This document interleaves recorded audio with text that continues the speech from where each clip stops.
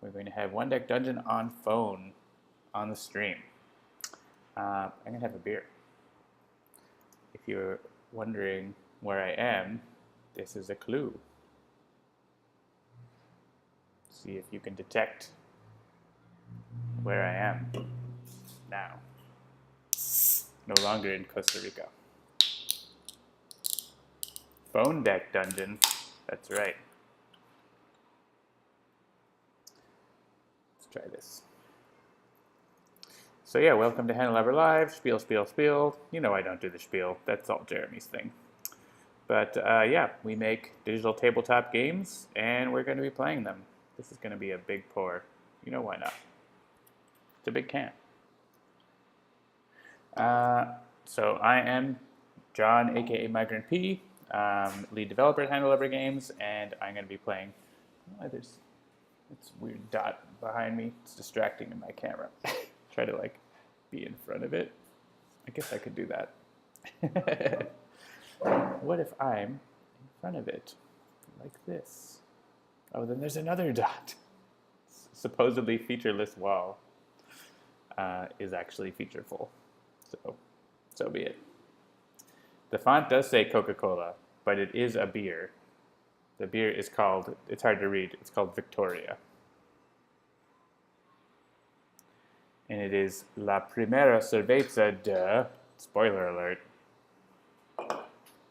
country name. All right, I'm just gonna check and make sure, whoa. Oh yeah, my phone is doing this thing where it's like disconnecting from cables in ways that I don't like. Always, the operation could not be completed. Complete your operation. It's going to be another picture of me here for a second, because that's what QuickTime does. Oh, and we're opening iTunes? No.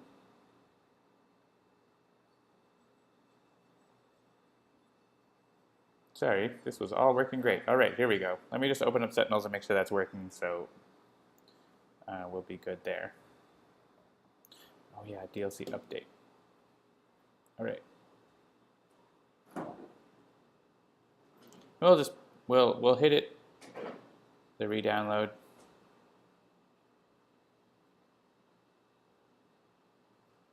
Oh yeah, I'm not going to type in my password on the stream. We'll just go without Season 1 on Sentinels tonight, and we'll get into One Deck Dungeon. And I also need to choose the volume here. So here comes some music. Yeah. Here comes some One Deck music. Let me know how the level is of that. Yeah, maybe my mobile had one too many drinks before the stream. That's probably it.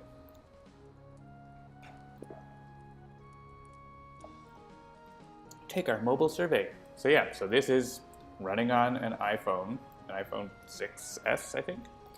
But in case you're wondering, the game is slightly quiet. Sure. How about that? And this is an Android device. Also has One Deck Dungeon on it. So that is happening as well. All right, so let's play some One Deck Dungeon. I'll try to unplug my phone while I'm doing this, and we'll have a good time. So I'm going to start a new game. Let's show the new game screen. This is something we're still working on. Basically, all the stuff you see here is still in progress. We're actually getting it to the beta testers probably tomorrow morning, and there's still lots of rough edges, but you can actually play through a game, which is why we're excited to show you. So feel free to ask any questions as we come up. We're going to choose a dungeon. I guess I don't have the DLC installed on this device. That's fine. Oh yeah, I could do restore purchases. I don't want to put in my password. We'll just go with what we have. Let's go with, what did I play last time? I just hit random, right? And ended up with the Mudlands. Let's do Hydra's Grief. And you can always double tap to look at things, but you'll notice it actually comes up sideways. This is something we're trying. We haven't decided if we want to do this, so then you don't have to like scroll the card around to look at it. Not sure we like it or not, but it's all right. I don't mind moving the device. Maybe you can chime in in the chat with what you think about that. It won't like rotate it away from you when you're looking at it or something like that, but it avoids, because a lot of the cards aren't necessarily like half and half. Like basically every wide card in Sentinels is like sort of a half and half card, so it's sort of easy to have like page 1, page 2. You can see that's not really the case on a card like this. So it is sort of on this side, but then even the bottom doesn't work like that, right? Minotaur's Maze is my favorite of Team Orchid. Cool. Minotaurs and mazes are great. That is true. We could choose Minotaur's Maze. I'm okay with that. There was a question from Janagro. Will it be available for the same type of phones as Sentinels? It'll be not exactly the same because One Deck Dungeon has a higher required iOS version. I believe it requires iOS 10, but check the App Store for sure. So that means, importantly, it won't be running on iPhone 4 and iPhone 4S, which is important from a development point of view because that means we don't have to worry about short phones, like the short aspect ratio. The minimum aspect ratio we're designing for is 9:16, which makes life a lot easier. Sentinels has to deal with like the UI getting really short, and it's really annoying as a development standpoint. Now we do have to deal with phones being really tall because there's the iPhone 10. There's a lot of Android phones now are like super, super tall, and so the UI is going to have to deal with that, but that's not going to be shown today because I don't have one on me right now. So yeah, Minotaur, let's do Minotaur. I'm probably going to lose because Minotaur is really hard. Lich is your favorite. Cool. All right, so let's choose a couple of heroes. Yeah, I'm not going to have the DLC ones here, I guess. That's looking pretty cool with the scroll and everything. I actually haven't looked at the screen for a little while, but Jennifer's done some cool stuff. See how they like peek in from behind the scroll up there? That's looking pretty cool. Let's choose maybe just one hero. I like the warrior. She's cool. She stores dice on there, and we'll see if that's working properly, because that might not be working properly. We'll just choose the one hero, close that. And Lou Dolphin give me grief on playing on Novice, so I'll play on Standard. So that's fine. And I think, yeah, you can touch and hold to see the details of that. We'll probably make that a little bigger, actually.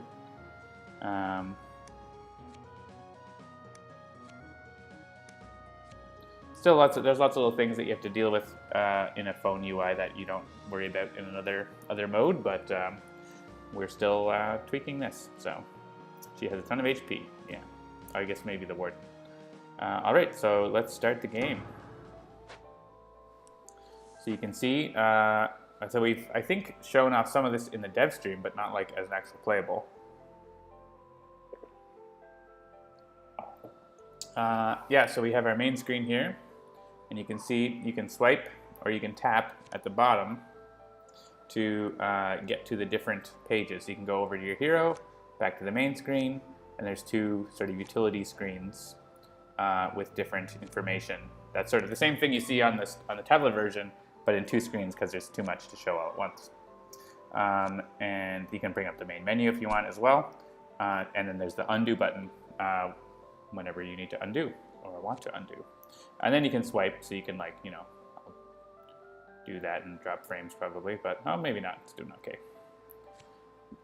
All right, so the Minotaur's Maze starts out with only 3 doors. It's a tough limitation overall.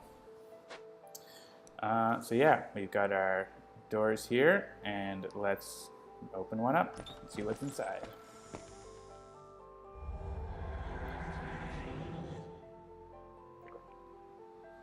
We have a shadow. Spend time for each skill you use. Luckily, I don't really have any skills that I can use, so note that potion being really tiny is a bug that we'll take care of. That's just potions that look like that. This is a pretty tough encounter for me with only 2 agility dice, and it's going to be pretty rough to go after this, especially because I'm only on level 1 because Lou didn't let me play on easy mode. Yeah, the transition on phone, we had to change it up a little bit. We do that little flip over. Yeah, you can half scroll, you can kind of peek over and look at things. We're still tweaking, it's still a little bit touchy, the scrolling. I need to play with that a little bit more, but it's pretty nice. And yeah, you'll notice you don't actually see the image of the enemy on the screen anymore after that, because there's basically just no place for it. That's really good to have on screen. So we pretty much, if you want to look at the image, you can pull up the card and look at it. But you see it sort of for a little bit. All right. I'm going to flee from this because this is really not suited to what my warrior has right now, but maybe in another door or two, I'll be able to go after it. Depending on if we get some agility and some magic, that would be ideal, right? Yeah, well, this does not get us those things, but at least it's something we can do. We're pretty good at bashing, so let's bash it open. Yeah, iPhones are touchy by definition. Good call. And we rolled. Great. Just what we needed. All right, so you can see pretty straightforward encounter there. I kind of want, oh man, on level 1, leveling up to level 2 is really important, but also just getting more dice is important too, so Shimmer Blast I'm not really set up to use, so let's just take the strength and hope to bash things.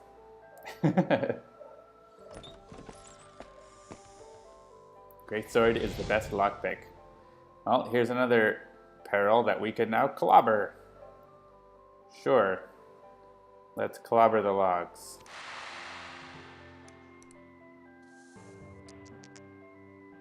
Rolling all of our strength. And I didn't roll a 5. Womp womp. So I'm going to be taking 4 damage.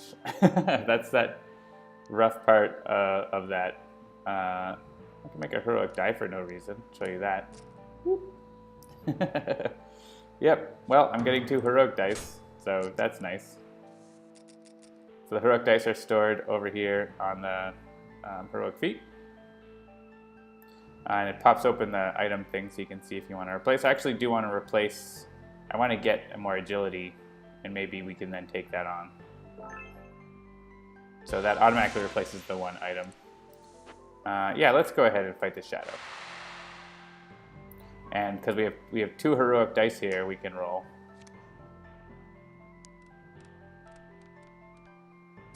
Oh, 1 and a 5, not great.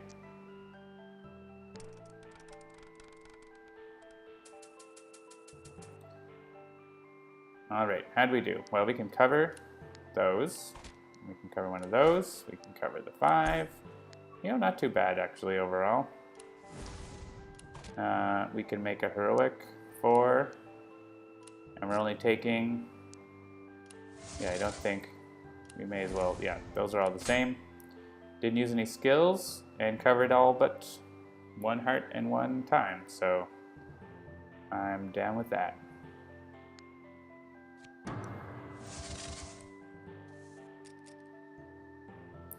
And look at those sweet rewards for this. I think I want the item. Wait, why can I couldn't take the item before, but I can take it now. Did I level up? Oh, I did level up. I just never noticed. That's something that is going to be, it's not obvious when you level up because like nothing changes on the screen. So we need to have sort of some notification or have it pop over and be like, you leveled up. But yeah, I did level up earlier when I replaced the item. So those are kind of considerations that we don't have on the tablet where, you know, you can see everything that's happening, but on the phone you can't necessarily see everything that's happening. So let's definitely take that item because we like cards. And let's look for more things to do.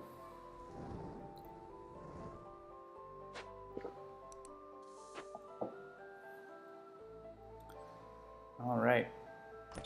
We're gonna go in and see a force field. Climb around or bash through. Pretty great rewards, but we'd only have 4 dice or 2 dice to roll there. That's pretty rough. 4 dice against an 11 and a 5. Yeah. Oh, we have the extra heroic die. Yeah, that's probably worth it. Let's do it. Climb around. Climb around. And yeah, actually, we're gonna roll that. Oh, confirm it. There we go.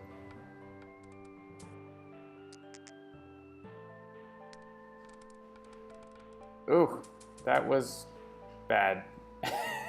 We're not rolling great. Yeah, we're low on hit. Oh yeah, maybe we're gonna die. No, we won't die. Yeah, we don't have any skills. This might be a short run. We're not going to. I mean, we're taking on a difficulty 3 with an unleveled single character. That's not exactly the easy time. Let's take that item. Get some armor. We did get a 5, so we didn't die. We would have just died if we had, yeah. So we have 5 damage, we have 3 health left. Let's see how we do. We do have a heal potion, right? I think I had to drink a heal potion. I probably should use that before, at the start of my turn, right? I didn't even pay attention to that. Another spiked log. Well, we should be able to deal with this, and we can pick up cleave. That'll solve some of our problems. With 7 dice, I don't need to use my heroic feat. So says the guy who can't roll 5s. Seriously? Oh. Yep. All right. Well, that's how we die. I think we're not going to die. We're going to use a potion. That was throw your phone moment.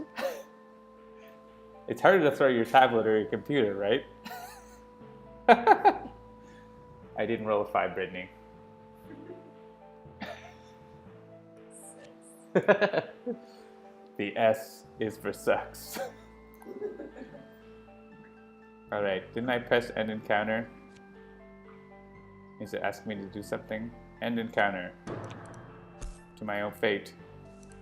Yeah, so you can see it doesn't like pop up and be like, hey, we used a healing potion. So that's something it should probably do.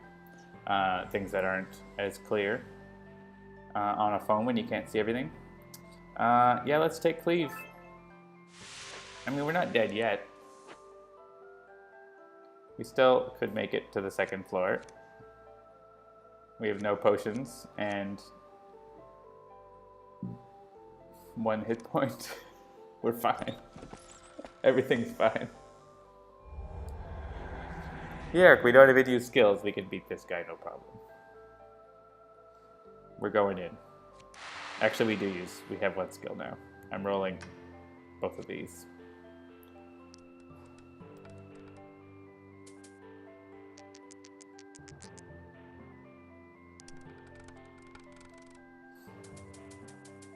And look, I can't roll. Still didn't roll a 5.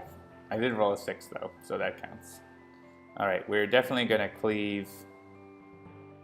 I mean, do we have? Yeah, we might not have to cleave, but it'll probably be a good idea.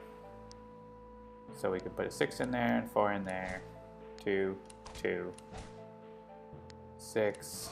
Yeah, 6 here, but then we're short. So we're short to get we can get the heroic 4, cover that, but we're short on the, actually, no, we're gonna be short because I was thinking we could like make more agility, put more agility into the armor box and then convert, but we still won't have it. If we had another 3 then. So I want to use cleave, so you might be like, how do I use cleave? I can't like drag my dice to it. Can't do that. Well, you go over and you tap on it. So it's actually supposed to be glowing here. I think that's a bug that it's supposed to be glowing to show you can use it, but I can still press it. And then you can basically choose which die you want to pay for it in the typical way. So it's like activate the skill and then choose the payment. And then you choose which ones you want to increase, like normal. And now I can make a heroic. with the number I need. That's about how I'd expect it to work. Well, thank you. We might try a few other things too, but that's sort of the initial way we're looking at it. All right, static burst is all right. But I don't really have good dice to use it. So I'm going to take the experience and hope to level up and get a potion. We're going to explore, but then run out of time. Oh yeah, and there's that bug with the descend button comes up too quick. I need to fix that actually before we go to beta. That's not good. So I'm going to stay, and because there's 2 hearts on the stairs now, and that's something that's going to show up on the bottom here. It just isn't doing that yet. Lots of little bits and things that we're taking care of. Oh, and great, this is our favorite that we couldn't roll a 5 on. Well, we're definitely not doing this because we'll die if we do the climb around with the time cost, and then there's no way we can do the blast through. So we just, even if we rolled 2 6s, we would lose. So bravely run away. And let's descend.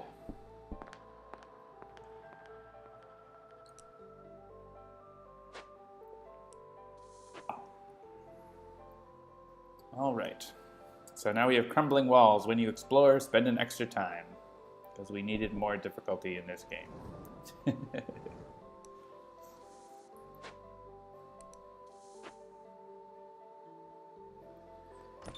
You thought you might see the boss tonight. I don't know about that. Our plague rat. I think we could probably... We don't have enough pink dice, but we have enough strength that we could convert over probably. At least maybe just take some time. So let's do it.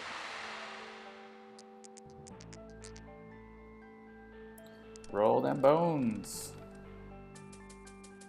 Hey, a 5. 2 5s. It can be done.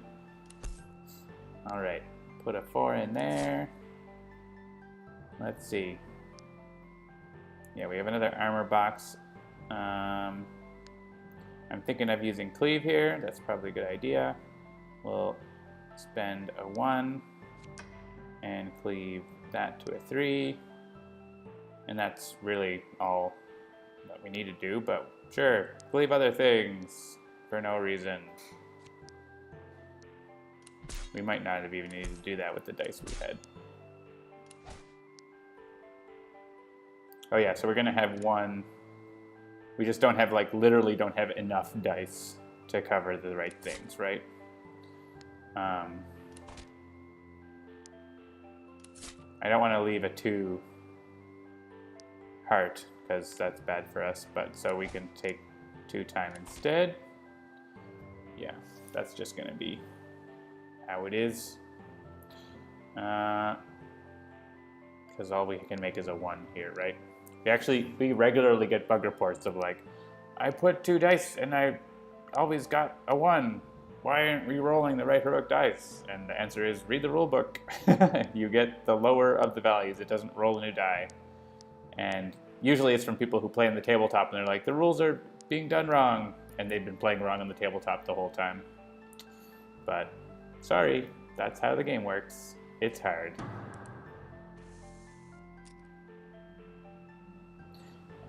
All right, so if you could take 2 1s and roll a heroic, that would be like a great skill and not a free thing you can do all the time. All right, so do I want to take, I could convert an item for some XP.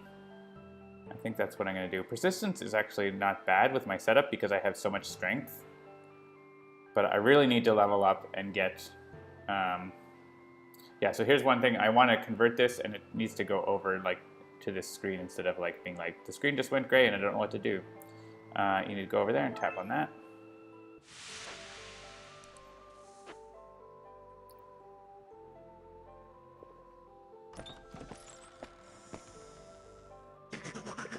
Oh no, a goblin! Goblin is like the perfect enemy for us. Like, this is literally the exact enemy we want to fight. We just need to roll well. Roll at least 3s. Not bad. All right. We can see what we got here.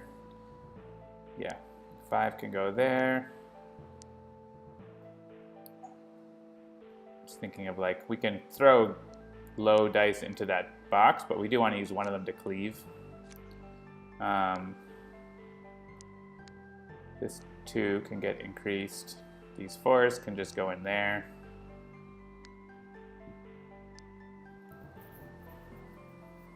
Yeah, I kind of want to put a 4 in.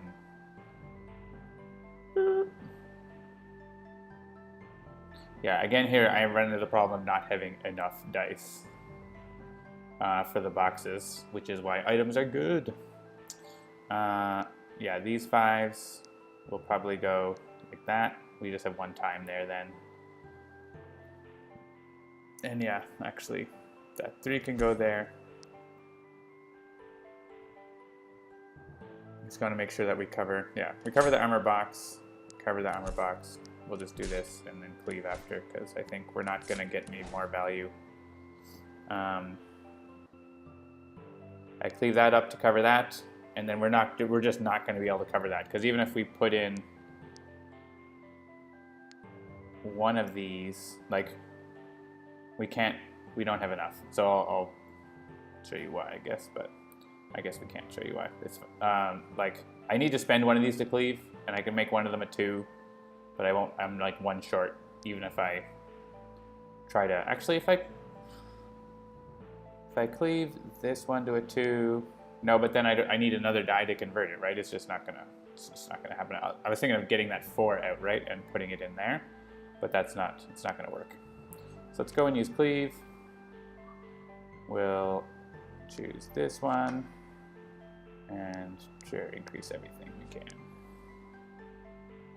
You got a 2, you can cleave in a 3, exactly, yeah. But basically we can put a 2 in here, but we don't have enough to get that 2 out to put a, make a 4 that we could put on there, or use a different 4 or something. So 1 time, I'll take it. I'm still alive. Dodge is so good. 2 experience to level up though, which gets me a potion token. This is the dilemma here. Dodge is so good and might like let us continue living for longer. So even though we're at 1 health, it's gonna be dodge. Let's see if this is a mistake.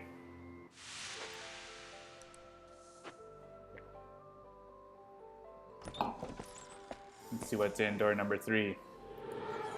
Oh, Wraith.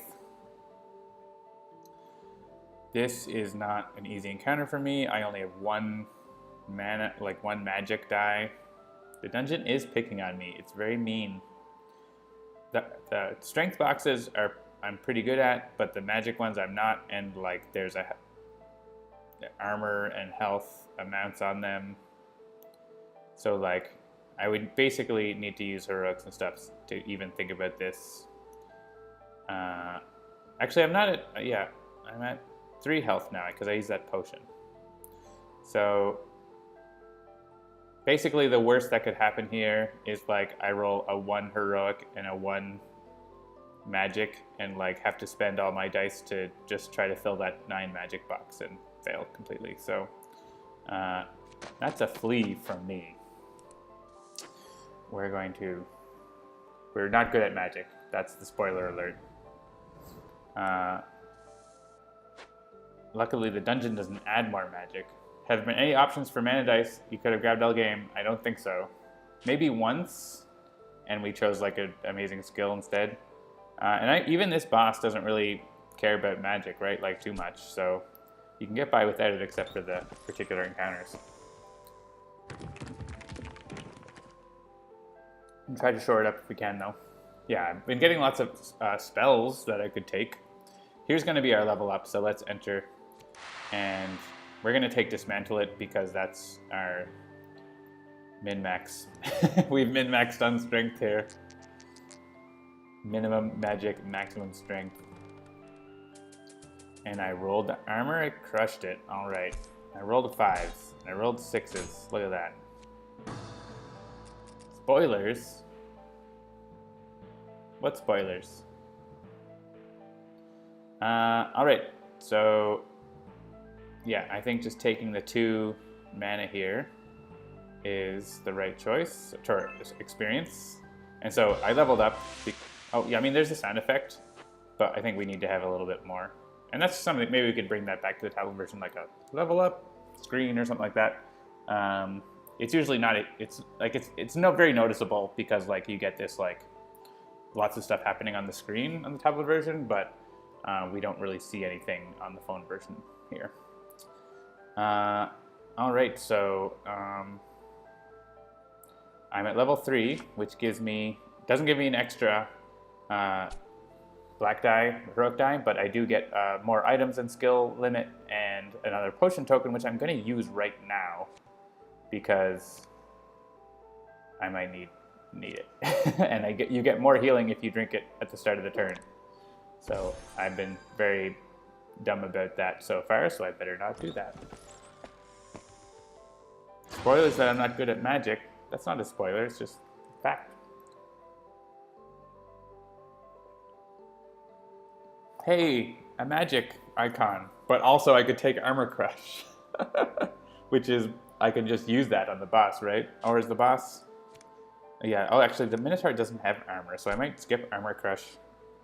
Midway through the game, I don't think it's a good pick when the boss doesn't have armor, probably. Whereas the magic might, like, let us survive something like the Wraith. Actually, we could go fight the Wraith taking that, so I think we'll take the sure thing and climb around here again. Even though it takes extra time. Like, I'm happy with it. Overkill. Especially when I've not been rolling well and I'm nervous. It's like the same roll as last time. Maybe not exactly the same.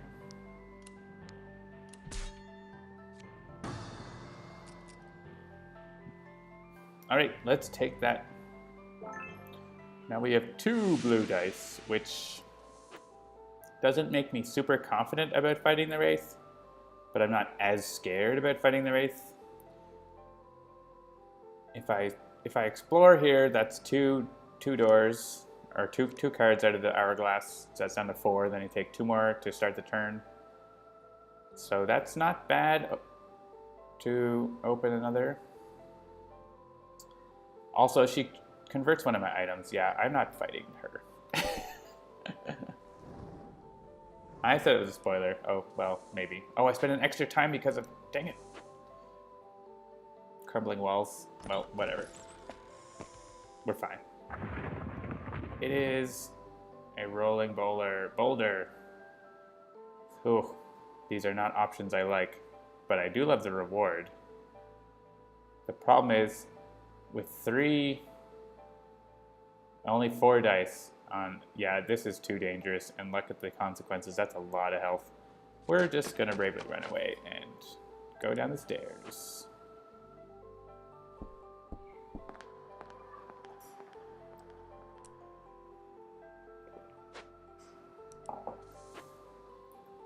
Alright, poison dart traps. Hope you brought your agility, because I sure didn't.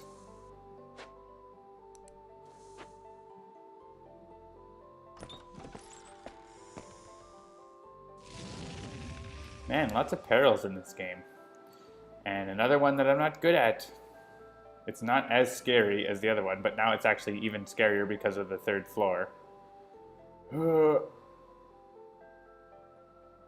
Yeah, I mean, there's just no way I'm getting out of this without, like, full damage because of those armor boxes. I'm not rolling enough dice. I could, yeah, if they were in the opposite way, like if pink was on top, then I could do it, but that's not. It's just not happening. I'm not going to be strong enough against the boss for sure. We'll just have to... The same thing. I don't like this. Please. All right, door number 3. Be great. Or we're going to have to choose something bad. All right, I can handle this. It doesn't get me a thing I need to help the other problems, but it's still something I can do.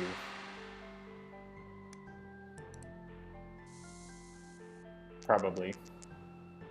Maybe I'll like take a hit just to get another heroic die. That's not necessarily a bad idea. I did, yeah, so I could take a hit here to give me a heroic die to help me with one of the other perils, which seems dumb, but I'm gonna do it. Warning, you're taking a hit to maybe not take 4, so I got a heroic die over there now. That item is not gonna help me in those perils, and neither is the skill. But the skill is going to help me more against the boss than having 7 strength, I think. I mean, having 7 strength is actually going to help me more against the boss, so I take it back.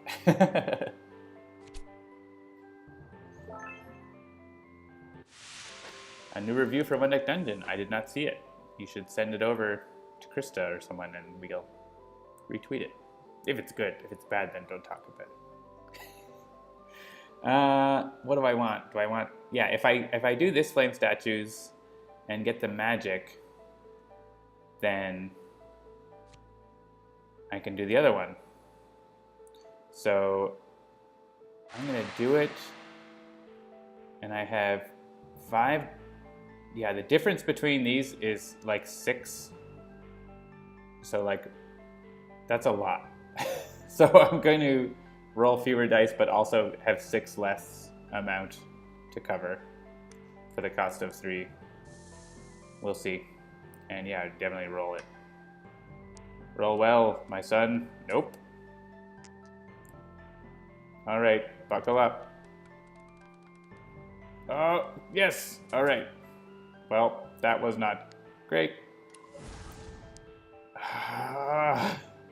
Cleave. That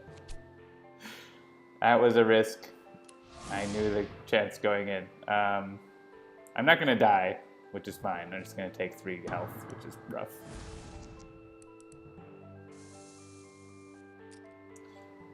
Yeah, let's take that. I'm at the item limit. That's fine. I'm going to switch out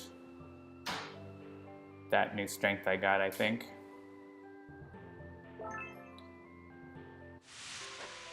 Of course, I need to be taking less magic now, but I need to use the magic to get through these things. Which is fine. And hey, I can roll 2 dice on this. That should be enough, right?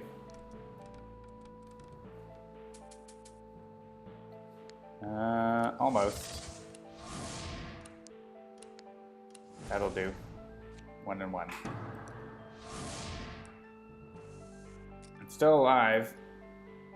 At the item limit. Yeah, I mean, now it's like, should I switch out? Actually, I need to take that skill because we're going to be going to the boss like right away. So there's no time to do anything else. Let's see. I'm fighting the Minotaur with like 2 health.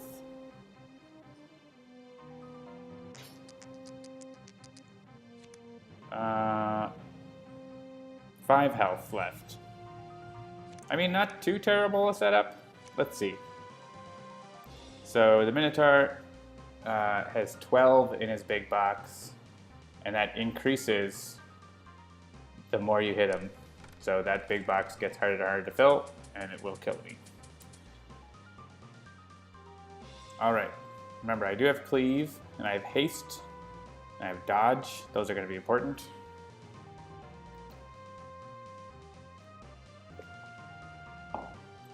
All right, I did not roll high enough to cover those, but almost. Similarly, that 5 is probably going to go in there to block some of that damage. We do have a 6. I'm kind of prioritizing damage here and trying to get chips in on him when I can. So these ones are going to be better suited to make a heroic die. Actually, roll for haste. With these it's 1 and 2. Or I could bump that up to a 3. Roll your best die and win. Yeah, exactly. We got that 12 box covered just with these, like, 3s.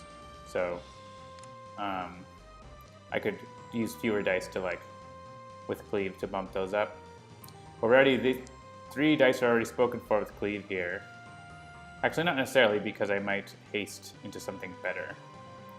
Yeah, if I'm rolling 2 agility, I may as well use haste on those right now, right? So let's do that and see what we get before we do the cleave.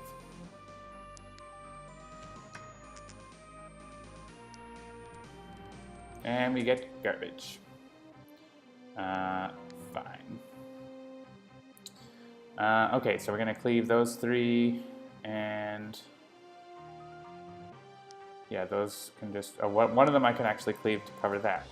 And that's probably the best we're going to do, and the rest we'll be able to fill up that big box. So we're just going to be short on that 5, which we could cover, but I don't think we can cover it.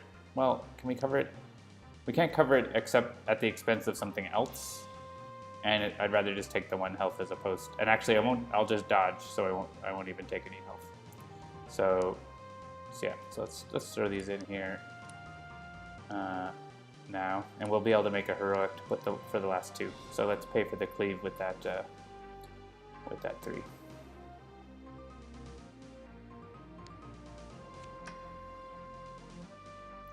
And we want to cleave this, and this. Cleave is so good. Great, great, great skill. You know what? I could cover this, and then my dodge. I mean, I may as well get another hit on him, right? Then the dodge blocks 2. So this 2 goes in here, and then our dodge. Right now we have 2 health, but we're gonna throw this 1 into dodge, and look at that, no health, 5 hits.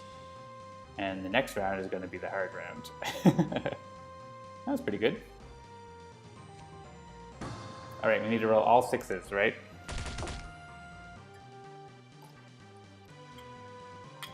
This beer is not that great.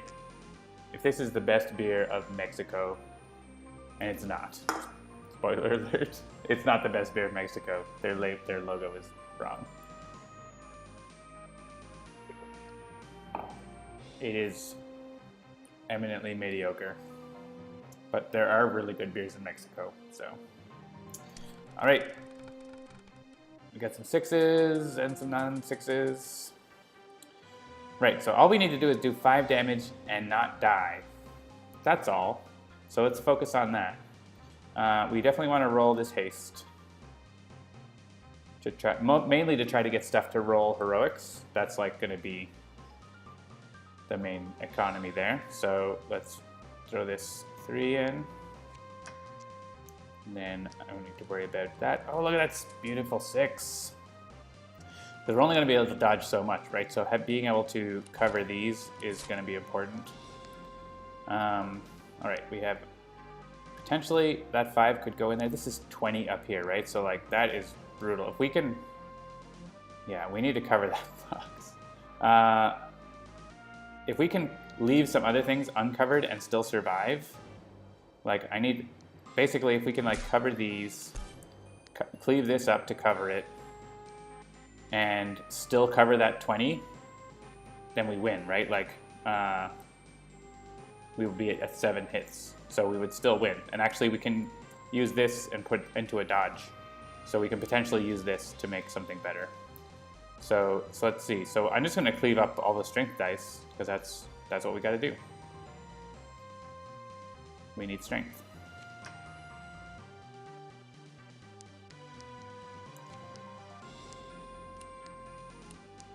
Pour all those in there, and yeah, then we need. Oh yeah, this. Oh no, I forgot to cleave the. The magic one. Undo.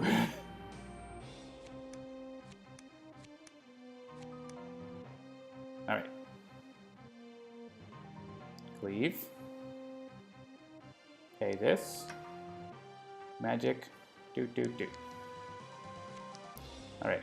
Magic. Because we want to finish him off here, right? But we need 5. All right. I think we got it. So we can convert the 6 and 4 into a 4. And a 3 and 3 into a 3. And we're taking 6 damage, which means we die, except we have dodge. And with exactly what we need and surviving with 1 health, we are beating the Minotaur. Who says you can't win this game? After what seemed like this was like going to be an impossible game, we like almost died immediately. That's One Deck Dungeon, and it's not just about randomness. I like to think I know a little bit about the game.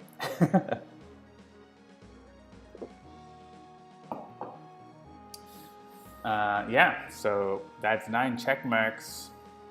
Here's the endgame screen, as you can see, running on an iPhone or Android device. We're gonna get some check marks. Probably gonna make this screen a little bigger on phone. It doesn't need to be like, you can see it could be a little, this could be a little more full screen. Yeah, let's get, I got red check marks, right? That's so good. Red marks. Let's fill up the red boxes, even though it's a long payout. Would have lost the game way back in the first level. Yeah, I mean, the warrior is really well suited to fighting the Minotaur. Like, look at her skills, or her like stats of her basic items versus the Minotaurs. Like, they match up like exactly, right? Like, you need max strength. Oh, that's funny. I didn't realize when you go to the, that's actually not, that's kind of a bug. I mean, you can see it on the screen, but like, it's showing the number that I had last put on the boss. And it's not showing X or whatever. That's in the game right now. That's not new.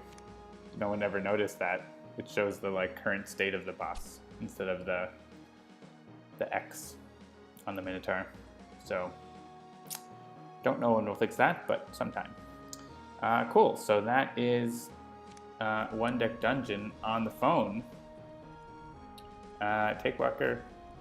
Yeah, that's I mean, if you go beat the Minotaur, I'm sure you'll see that. That's not new for phone. That's just part of the game, I guess. We just need to have it show the X all the time on that screen, as opposed to like the current state of the boss is basically what it's doing around there. All right, so that was One Deck Dungeon, also known as Phone Deck Fungeon. Coming soon to a smartphone near you. As you can see, there's some rough edges. Not all the screens are totally finalized, and there's lots of little things, that we're polishing up to make it perfect. But it's well on the way. Putting the fun in Fungeon. Yeah, it's well on the way, and we'll of course be improving it, and as we go along as well. So even the first phone version will have some tweaks coming up after that, most likely, just like we did with Sentinels and other games too. All right, so speaking of Sentinels, it is about an hour in. Oh, that's funny. When you're doing a recording, it shows 9:41 a.m. on your device, like that's Apple's thing, right? But it's, spoiler alert, I don't know why I keep saying that. It's just my in-joke now. It is not 9:41 a.m. It's almost 9:41 a.m. somewhere, because it's 6:49 p.m. here. Cool. So let's play some Sentinels. I didn't re-download Season Pass 1, so we're just going to play something else. And we're not playing a Bloodhound mode with an hour left. Maybe a team mode. Team mode on phone is kind of fun. There's a lot going on. I'm just going to randomize, and we'll play it. Oh, Plague Rat in Pike Industrial Complex. That seems like fun. This seems like a really hard game. Let's try it. This is how I play Sentinels, for fun. I just hit random and play.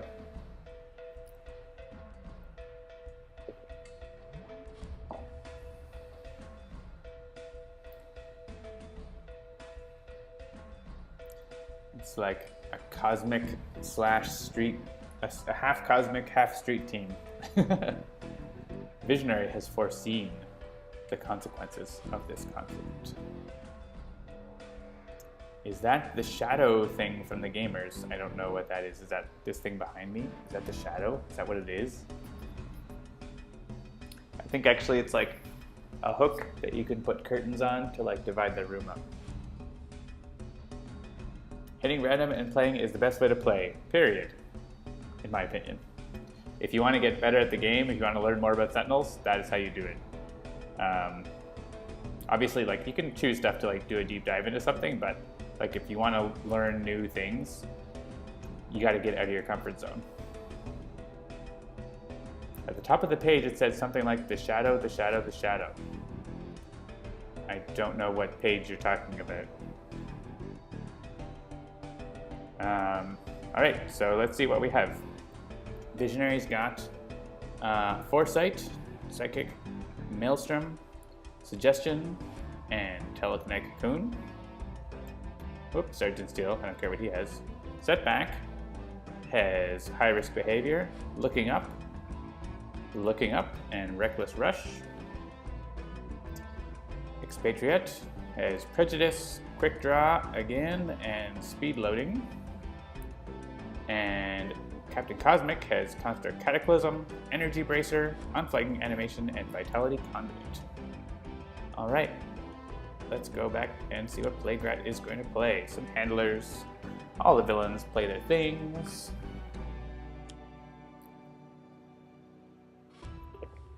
So now that I'm in a new game, I'm going to have a new drink.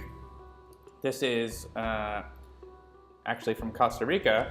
It is their sort of national liquor called Guaro. And it's kind of like rum, but not quite. And I thought I would have it with a little lime. And mix a drink right here with you. Squeeze some lime juice. Not right over my computer though. A little bit of Guaro. Precise measurements, not really. And my ice actually has all melted because it was sitting here. It's too warm here in Mexico. I'm gonna get some more ice.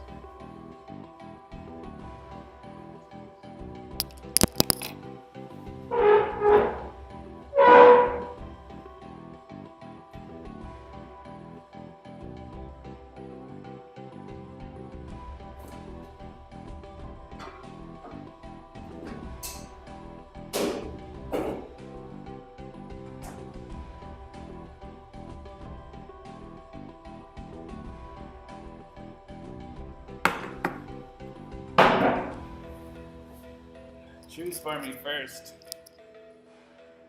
All right, sorry. I'll choose for me now. It is very warm here in where I am in Mexico, in Merida. It's like over 30 Celsius every day. So today I think it was like 38. All right, here's my drink. John is away, others can make decisions for him. That's true. If we had Twitch integration, we could do that.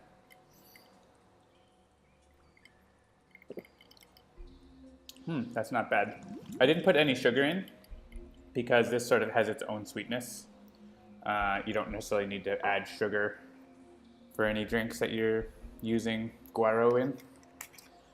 Maybe like a little bit, right? But I don't mind a little tartness, and I didn't put a ton of lime juice in, so. Second lowest, they're the same guy.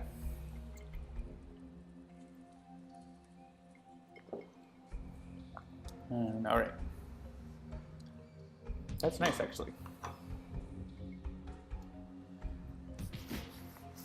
And you'll notice I'm playing Sentinels on phone here just because then I have to switch over to the iPad and stuff and deal with OBS business. All right, so what did the villains do anyways? We have a Mega Gunner, Sharpshooter, Bugbear doesn't do anything, and Friction does her normal things. Yeah, so he's got ink +1 from Playgrat, and -1 to villain targets. Oh yeah, Playgrat is hard, but Bugbear is worse, right? This is the eternal question, what to do. Anyone? There's nothing I could suggest right now. Playguard didn't even play. Yeah, Playguard didn't even play a card. It went to his trash. I may as well hit everything for 2. That's gonna hurt with Mega Gunner, but he hasn't gone off yet, so it's only gonna be 2 back. So Maelstrom. 30 Celsius, yeah, is like 24 feet. That's right. We're in Yucatan. North of you in South Texas. Cool. Actually, I believe I'm passing through Texas on the way up to Canada. We're going to be going through Austin. Cancun to Austin to Edmonton. Yeah, I'm going to Psychic Maelstrom here. Take the 2 damage, but like it's a pretty good wide attack for this. Let's fast forward through that. Bugbear, you throw away yelling, nope.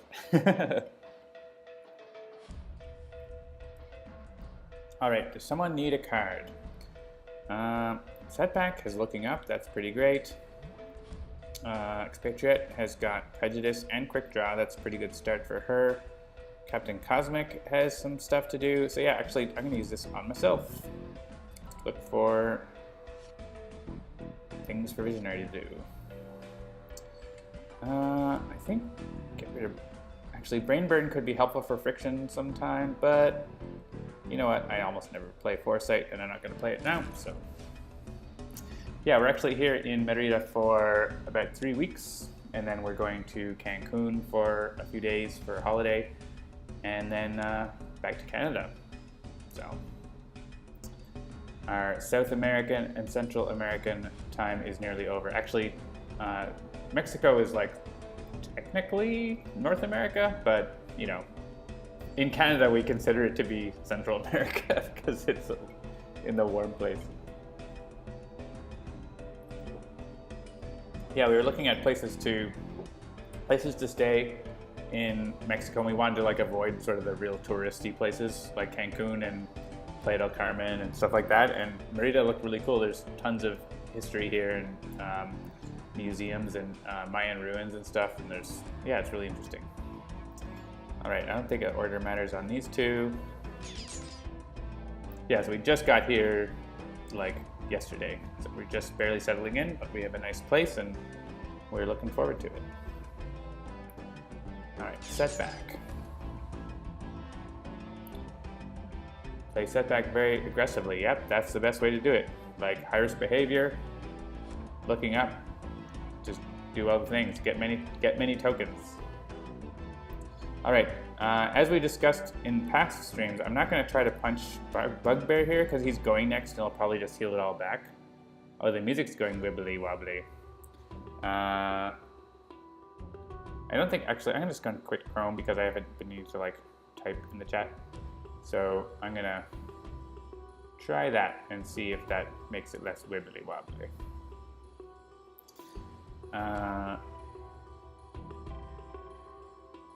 So who am I going to punch? I'm going to be focusing Bugbear. I get a Plague Rat. I could also take out one of his handlers, which is probably a good idea. Yeah. No one else is going to do area damage, I don't think, so I'm just going to take out this one that's making Plague Rat hit us really hard. And then after this turn, when Bugbear will probably be at full HP again, we'll like focus Bugbear.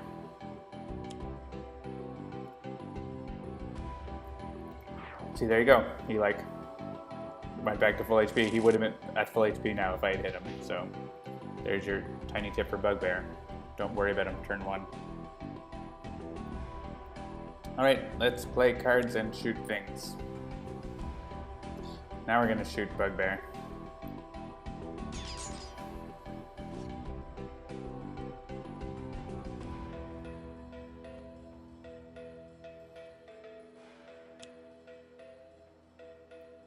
Oh, gross. She is going to play every villain deck. And that hold the line is making it harder. I don't think there's any ordering here. Yeah, I mean, sure, kill that guy. But I don't think, yeah, we're just going to get a lot of lightning damage, and then we're playing the top card of every villain deck. Ugh.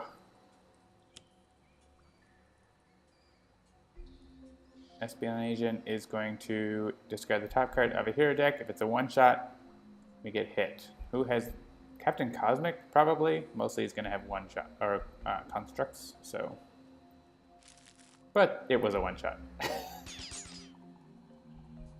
Did he just his own nose? Stone Sacrifice is destroying a target, so playing top 2 cards. Oh, Bugbear. Well. Ouch. Thanks, Bugbear. And Fiction is playing, doing nothing, thankfully. And we have 1 melee damage. Setback can take that.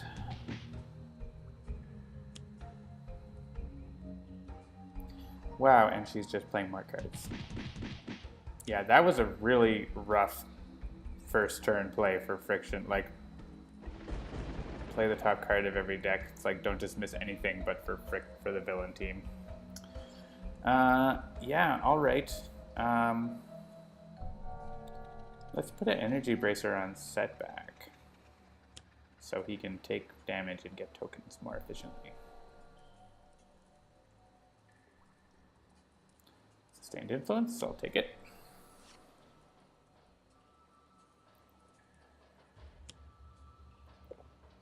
Ugh. Each target 3 damage. I don't know if the order matters here. No, the energy bracer is still gonna live, so it doesn't matter. Okay. Pile of toxic damage.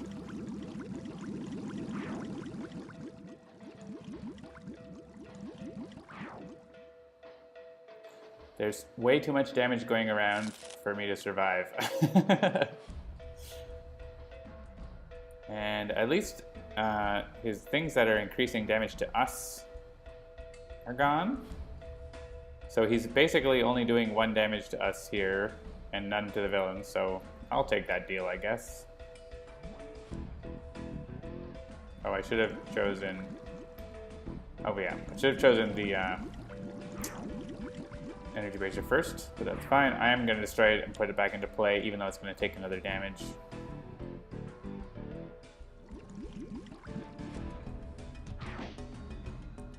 And he takes out that guy that plays the top card of his deck, which is nice. Visionary foresaw this. Hey, it's not over yet. I have things I can do. I have cocoons. I have suggestion. Is there something I want to suggest for... Oh yeah, I don't like any of those cards.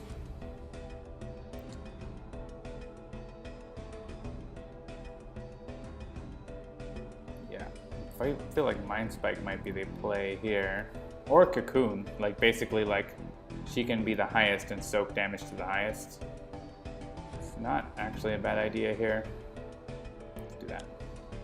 There's a lot of damage to the highest, so, which has been like evening us all out. Sure, play more agents, that's what we need. Yeah,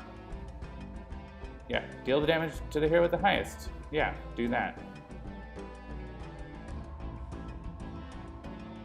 You can get your boost. Yeah, try to deal damage to the Visionary. I don't care about that.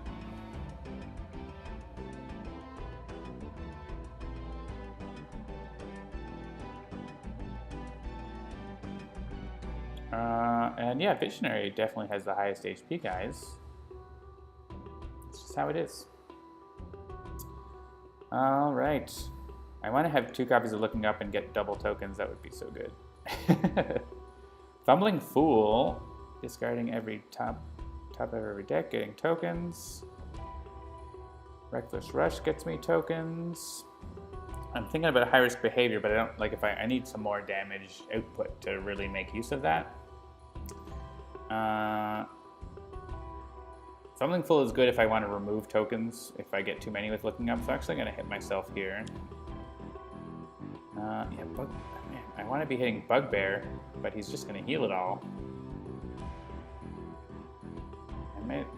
Yeah, I'm just going to... You know what? I'm just going to hit Bugbear. I need to focus him, because if I start going after other villains, there's like the number of in-capped characters like just spirals out of control with Bugbear, so you have to buckle down. And he destroyed his own blood scent, so like yeah, attack Visionary, don't heal. Attack Visionary. Yeah, I know what the Visionary is doing this game.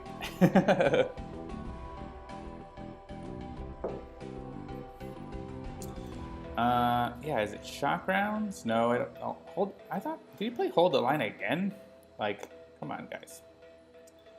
Shock rounds, but Quick Draw is going to do more damage to Bugbear, which is what I want. So, let's get that. He needs Pride and Prejudice to keep shooting Bugbear.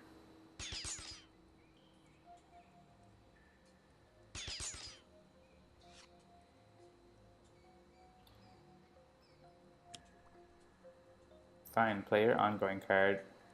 Yeah, Visionary is definitely the highest. That's what I heard. Dynamic Siphon on Expatriette would be real good. That's basically 4 damage out of that. Or I could Vital the Conduit, but I don't actually want people to heal right now, so I guess I could put it by Visionary, but then she's gonna basically be the highest, and as soon as there's any area damage, right? So let's put this by Expatriette so she can hit things, specifically Bugbear. Augmented Ally in play. Yeah, let's put that by... Oh, I wish Expatriette actually had more things. But you know what? Putting that by Expatriette is not a bad idea because she has more powers to use than other people. Could go by Setback, but Expatriette. Expatriette is going to have more powers, right? Like, generally. So, letting her use more of them is going to help. Each target regains 1. That's probably bad.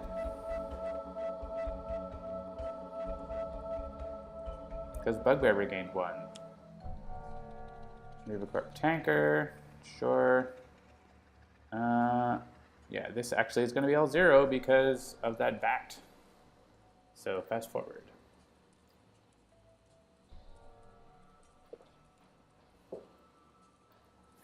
Fast forward, I say. So how many of you out there in chat play Sentinels most often on your phone? I know you're out there. I'm not one of you. I do play Sentinels on my phone sometimes, but it's not my main way to play. So I'm curious.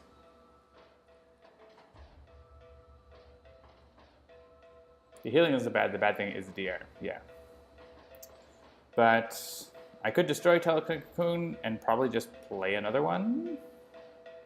I mean, I could switch over to Rest the Mind on one of these guys, but I feel like I got a good thing going here and I can just draw more cards, so don't destroy. I don't play Sentinels digital at all, I only have the physical game. Well, that's cool. That was also me before Sentinels digital existed. My phone can't play anything. Twist the Ether, alright, I like that card. That's gonna go on Plaguerat.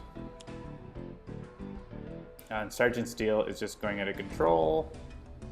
What is he doing to care about the target with the highest HP? Oh, choosing which one to activate. What's Field Inventor do? Increasing Sergeant Steel's damage. Sergeant Steel is only hitting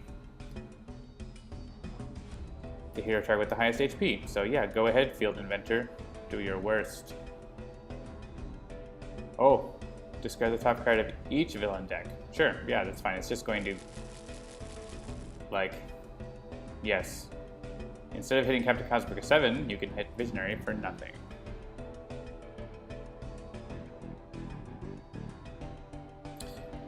Yeah, this telekinetic cocoon thing is really working out for us. Ooh, Uncharmed Life. I can redirect damage to Setback. I really want the other one. Now I have so many tokens. Having wrong time and place would be really good. So here's the thing where now looking up is going to make Setback deal himself 2 psychic damage if he has too many tokens at the start of his turn. But you know what? I feel okay with that because I'd rather just have more tokens and then spend them, right? And maybe I can play Uncharmed Life and then I have it and I can like use it to get my tokens down optionally, right? Whereas looking up, yeah, it's going to be 10 or more, so high risk behavior isn't going to save me and also potentially kill me right now. So unless I had like a one-shot damage I was going to do to use high risk behavior and get more, that would give me +3 right now. Which if I could do 6 damage and kill Bugbear, then I totally would do that. But so we're not going to do that. Cell phone is for communication and Pokemon Go. You speak of my language. Oh, the vat. The vat is evil. But we don't have a way to destroy it. Actually, I use my iPhone for all kinds of stuff, not just Pokemon Go, but Pokemon Go for sure.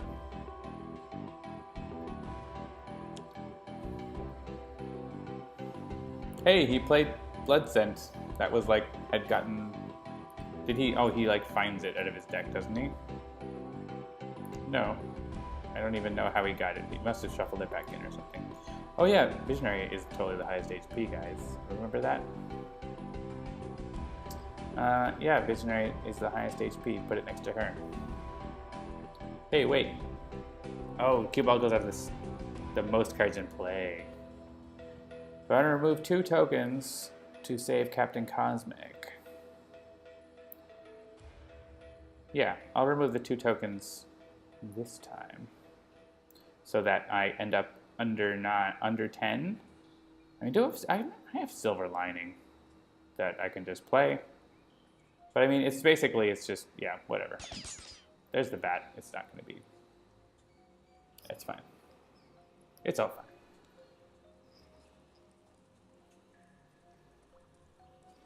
You're curious what Trickster Kismet's challenge mode will be. I mean, it is what it is. It's in the game. So, congratulations.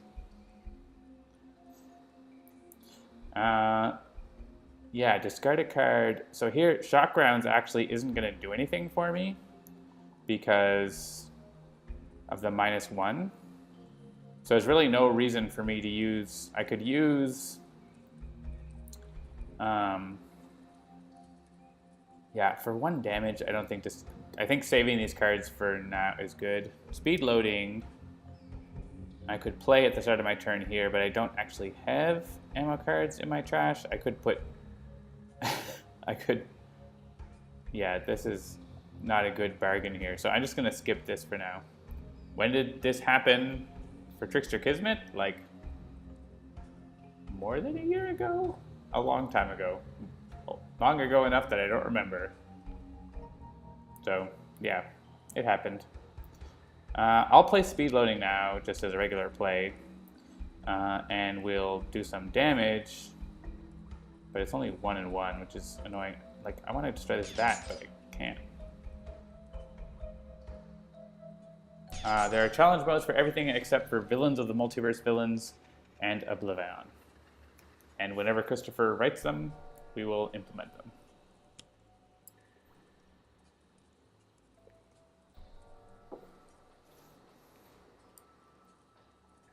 Hey, Friction. Go after Visionary. Yeah, everyone's going after Visionary. This is great. I don't think any of their heroes have lost HP since I did that. Yeah, Potent Disruption could be good. Vitality Conduit could be good. Having more of these... The constructs around that take any lowest HP damage, right? Like, that's really handy. On flagging, I don't have any constructs in my trash, so that's not going to probably be very good. We'll play Untitled Conduit. We'll put it on the Visionary so that she can continue getting to be more and more highest. Dynamic Siphon is not a bad place for it to go though, because you can like hit the Siphon, then hit the Conduit and like keep it going. Let's put it on the Siphon. Let's do a Captain Cosmic combo. Combo Cosmic. Cosmic Crest. Let's play that. I don't see why not. It limits my amount of like self-pinging 2 biometric plasma bats. Alright, we're just not going to deal damage this game.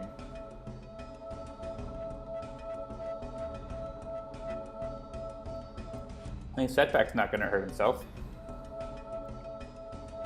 We can just get infinite tokens.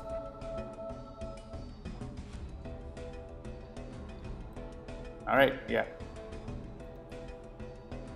Well, I'll just fast forward this. Next time around, I'll make my next drink.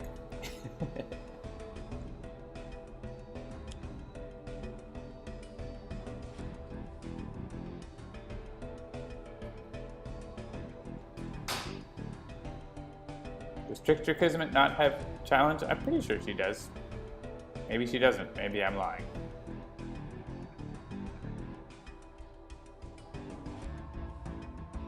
But I thought she did, and so does Heroic Infinitor.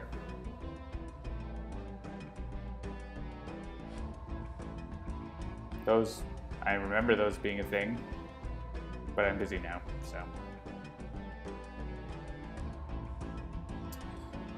Yep, 0 damage, 0 damage, 0 damage. Hey, Christopher, not on my liars, or those who lie. I definitely don't want to Storyteller Cocoon. It is helping us way too much.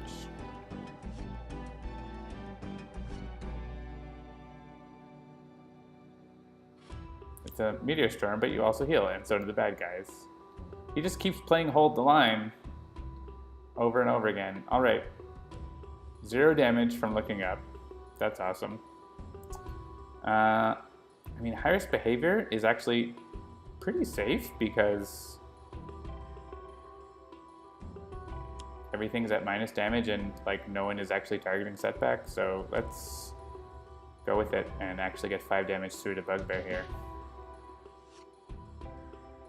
There I can destroy yeah, I can destroy an environment card. Oh my goodness, alright.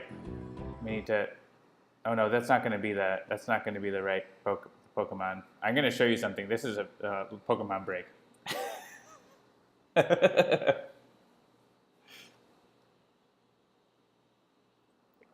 Yes, I'm not driving.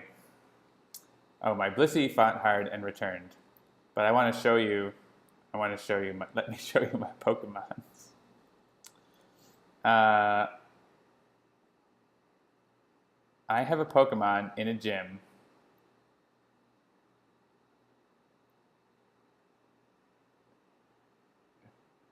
who has been there for 24 days. We went to the Sloth Sanctuary in Costa Rica, and I put in a Mr. Mime, and he has been there for almost a month and is not coming back because no one is going there to play Pokemon. And I don't even want to give him a candy. Don't forget to get your Detective Pikachu. This is Mr. Mime. He is the most famous Mr. Mime now because he has been there for almost a month. All right, back to Sentinels. That's the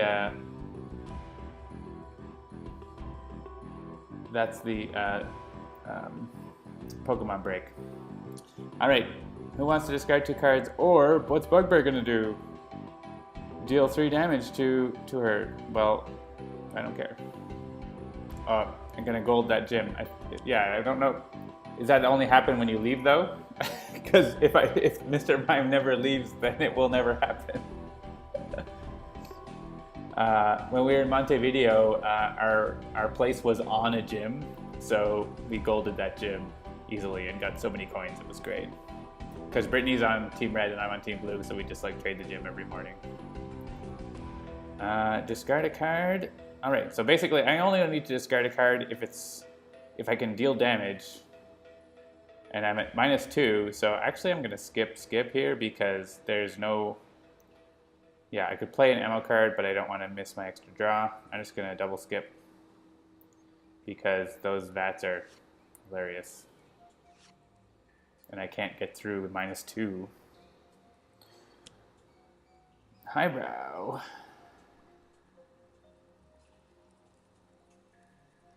Yep, no damn. This is like kind of a hilarious, weird state that the game has gotten into. So Highbrow is in play, and she's going to be trying to hit Visionary for 1 damage, so sure.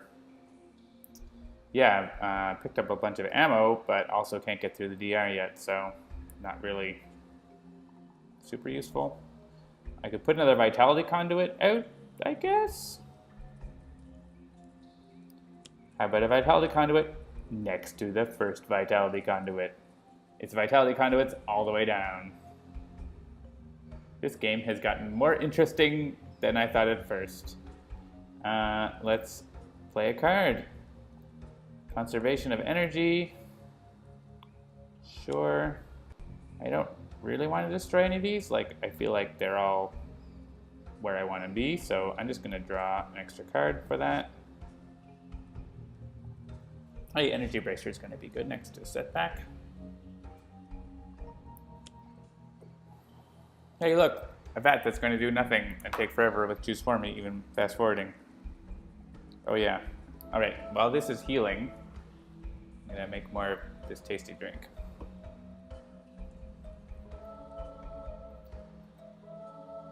I'm squeezing lime off camera.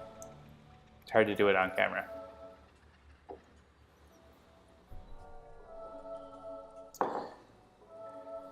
Oh, and my ice also melted because I forgot to put it back in the freezer. I'll make new ice. I will pour a little of this. It didn't all totally melt. I don't think I have to leave again. Visionary foresaw it. That's right. She knew it was going to happen. Yeah, there's enough still frozen in here to use little bits. That'll do. Doesn't need too much ice, really.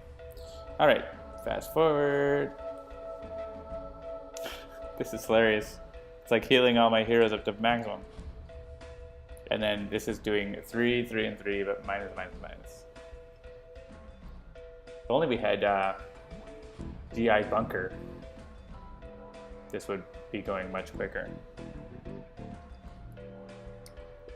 Visionary definitely foresaw Pokemon Go. She knows all.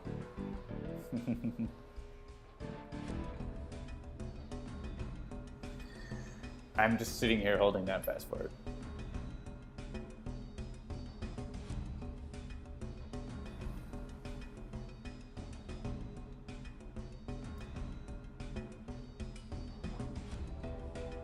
Because of how Sentinels works, this is how it has to be.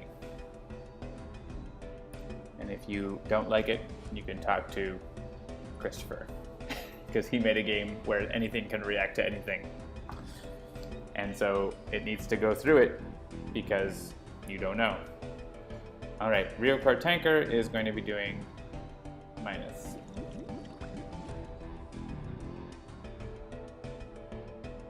Stellar gameplay. That's right, I'm doing my best.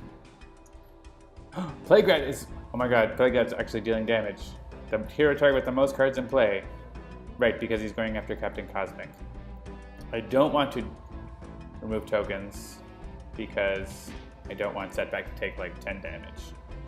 Discard a card or destroy an equipment card. Well, he doesn't have equipment cards, so he has to discard. Let's discard constructs so that Unflagging Animation can play them. Oh, I want to play those constructs though. I like them. Yeah, we're actually going to keep those constructs because I like them. Yeah, Setback is actually, yeah, he's doing area damage, so he is going to hit Setback here for like 4? No, like 3. Setback's still at like 14. He's fine. But Setback is crushing Bugbear, right? Like, that's the whole idea. And no damage. Yeah, when those vats blow up, this is going to be a big boom. I don't want to... Yeah, I'm not destroying this. Visionary has a role now. It is be the tank. We'll come out of it and play Twisted Ether at the right moment. Hold the line was destroyed. Hold the line again. No. Arsonator. We don't want Arsonator to go off and hit Setback for a bunch, so let's choose Mega Gunner. They're all at full because of the environment. Setback doesn't hit himself. Let's add tokens. 15 tokens means that he's at plus 5 damage. I like that a lot. I could destroy one of the vats here and do more damage, or I could Fumbling Fool and like get 4 more tokens. This is gonna... Actually, yeah, destroying this, is there someone who would volunteer me a card? 1 non-character card belonging to another hero. Speed loading? It's like, that's why I played it. I mean, I could still use the ammo play off speed loading, but it's not actually that valuable. So, I mean, Cosmic Crest actually isn't even that valuable. Like, none of the villains here do energy damage. So maybe speed loading actually has more value. So let's use Whoops, sorry. And, oh yeah, sure. You guys do nothing. You do nothing. Let's destroy Cosmic Crest. Shenanigans. And we're going to destroy one of those vats. I'm fine to have one of them around because that solvent vat... Oh no, that's not the right one. Sorry.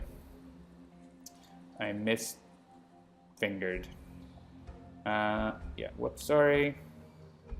Sure, do things. I wanted to like look at that, but I tapped on the wrong place. Cosmic Crest. The Trisolent Vat does 1, 1, and 1, so like having just a -1 is okay. Add 3 tokens. I'm at 18. We'll play Silver Lining before I die. But here I'm going to hit Bugbear for 9 damage. That is nice. Ooh, Plucky Break. And Blood Scent is still next to Visionary, right? Yeah, so no one's discarding. It's fine.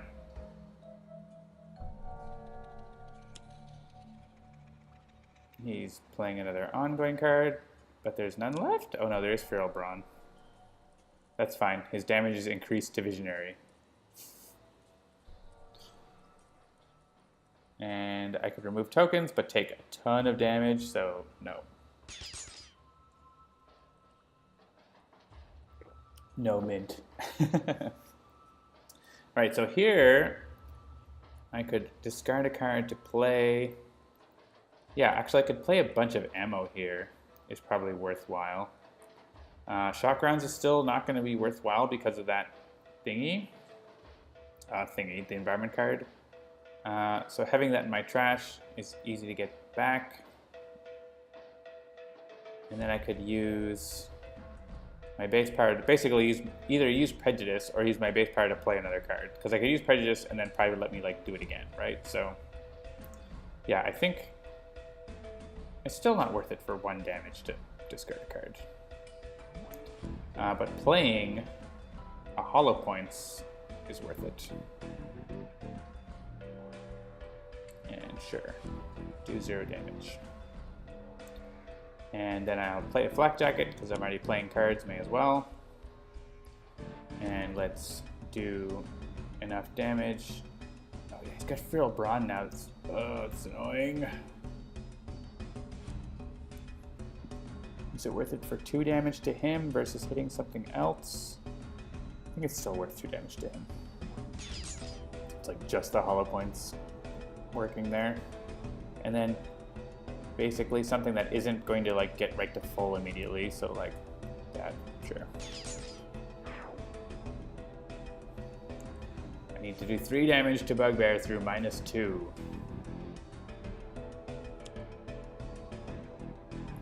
Increased damage dealt by the villain target with the highest HP. That's Plague Rat.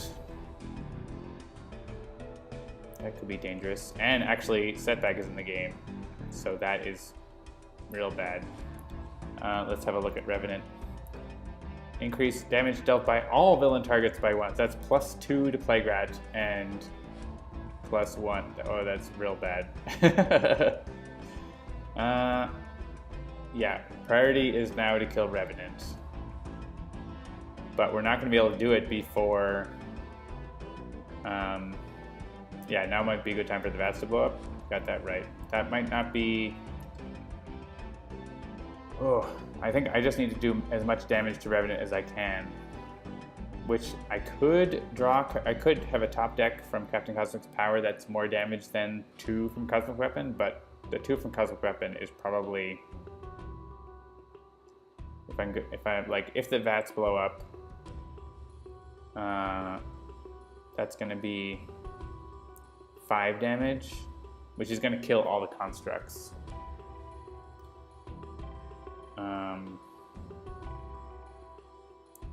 Energy Bracer could help a little bit, but versus using Cosmo, I mean, doing 2 damage to Revenant though is like not really that big a deal. So maybe it's Energy Bracer anyways. Because doing 2 damage to Revenant isn't going to like change anything here, right? Yeah, we maybe, if you use a Cataclysm and then the VATS go off, that might be, let's put this next to Setback as well. Sure, nothing happens. And let's reveal a Cosmic Crust. Sure. Basically, like, Setback's gonna get to go before Revenant and like be able to kill him, but I mean Revenant doesn't go, I guess, but like by the time once no one is not going to be able to be destroyed until Setback's turn anyways. And yeah, actually if I'd hit Revenant, he'd just be like healing back right now. And here's a bunch of 0 damage.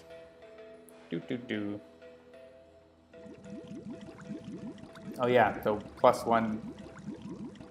Oh, actually, the order super mattered here, but I can't go back until I get a decision, and then I will, because the order did matter.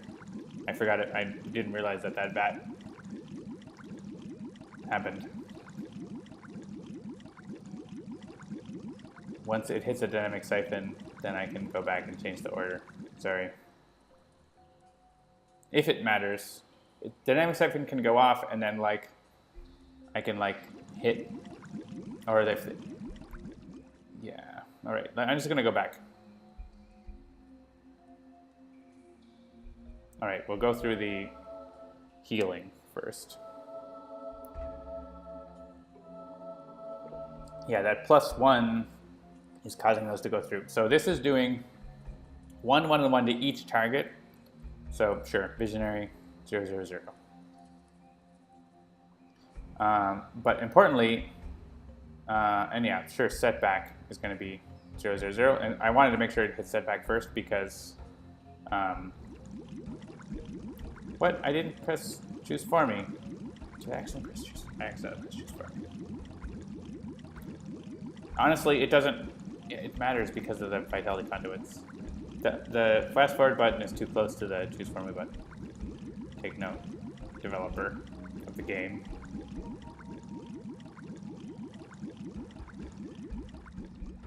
I was trying to hit Setback. Oh, but I hit choose for me by accident or something. Like it really, the order matters because of the Vitality Conduits, like a lot. So, all right, one more time. We're going through this. I think what happened is I tried to hit something. Yeah, you can't hold down tab on your phone, unfortunately. We'll hit Visionary. Oh, we might be getting some music funny things happening now. We'll choose Setback. Yep. 0, 0, 0. Bugbear right now isn't taking damage, but yeah, so it's going to hit. So here's the consideration. Would it be possible for me to destroy one of these vats and get more damage, right? Like if I can destroy if I hit the heroes and then I destroy the plasma vat, that's going to be like a bunch of more damage, right?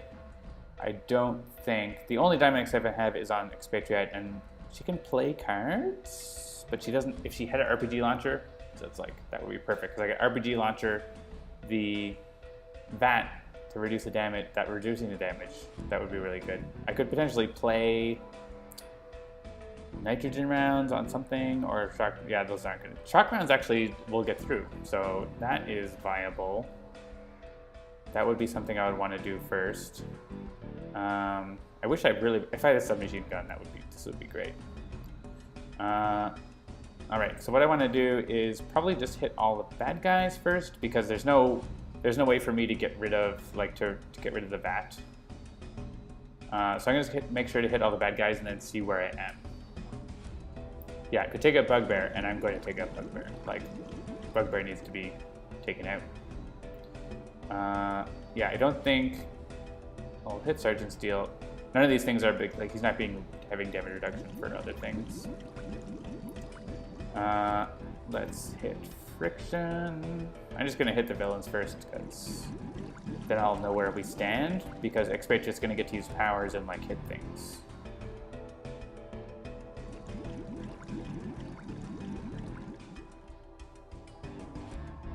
I really wish I had more guns. If I had more guns, this would be a more interesting decision. But I don't. I only have the card play, and the. Actually, I can do some things, but I can't do as many things as if I had lots of guns. All right, cue ball. Where are all the blue cards? Hit those. Plague and Bugbear are right now at 0. We got Tanker. We got the Field Inventor. I mean, now is I'm not going to make another mistake, or if I do, I'm just going to live with it, because I'm not doing this all again. Expatriette has a Siphon and Pride and Prejudice. That's true, she does. And she is going to drop Bugbear if she can. And she has shock rounds too, so that's probably what's the play. Because even it's +1, -1, so it's still going to be 1 across the board. Yeah, Bugbear has Feral Brawn. Oh, Bugbear's Feral Brawn. That means I can't hit Bugbear. But I can hit everything else for 1. Which isn't the best, but it is something. Alright, so now we have decisions. So Captain Cosmic, we could get Uncharmed Life, which I could lose tokens to take no damage, basically. The thing with Shock Rounds is not going to do anything to Bugbear, right? So Shock Rounds only does 1 damage. Yeah, so my first power is going to be Prejudice, which is going to be 1 damage. Actually, no, because, okay, so Prejudice is 2. I have +1, -1, and then Bugbear has his own -1, so let's do that's 1 damage. So, yeah. Put in the ammo at some point. Yeah, that's true. We have 1 from Prejudice, 1 from Pride, 1 from Prejudice again, 1 from Shock Rounds. So we do have Bugbear this turn, which makes sense. Do it now, right? Don't wait. Get him flipped as soon as you can. So let's do that. So let's hit the Dynamic Siphon. We'll hit it first, and then we'll hit the Vitality Conduit that heals the Siphon, then we'll hit the Vitality Conduit that heals the Vitality Conduit. If you can follow that. You can drop Bugbear, but it's messy. But it's probably worth it versus having Setback completely overkill him. So Let's do that. And then Setback can just like completely overkill someone else, like Sergeant Steel. All right, Dynamic Siphon. I don't want to remove tokens. I want that to get hit. Let's, yeah, hit him with Prejudice for 1 damage. And I don't want to remove tokens. I want to play a card. I want to play Shock Rounds. We'll put it on, doesn't matter which. And yeah, sure. We do take a little more damage from this. Oh, yeah, this is, okay, yeah. Don't remove tokens, this is the last one we need. And we took a damage because of that, fine. Shoot Bugbear. Shock Rounds goes off and hits everything for 1, which is actually going to react, and Mega Gunner's going to hit us, but you know what? Don't super care. Revenant's going to make it worse, but I still don't super care.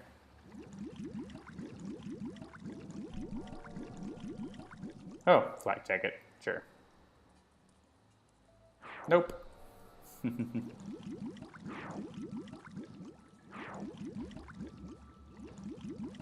Yeah, I mean, this is sort of ridiculous, the amount of things going on here. And this would be a hot mess on the tabletop. Like, you could do it, but like, there's so many individual +1s and stuff. One of those things. Oh, and yeah, I do want to use the Power and Prejudice. I want to hit Bugbear. Wait, I thought I had 1 more damage. Oh. What? He still got 1 health. What happened there? Maybe I missed something. All right, now we want to hit the Vitality Conduit that's next to Dynamic Siphon. Don't remove tokens. Don't remove tokens. I think we just want to have as many tokens as we can. So I'm not removing tokens for 1 health. The 20th target to be dealt damage. And here the order doesn't matter anymore. Unless we want, yeah. Unless we want Setback to remove tokens, but I don't want any. Oh, Shock Rounds only did 1 to the guns were doing 2. Right. Well, maybe something accidentally. I'm going to say no this turn and fast forward through this. Hooray for that feature.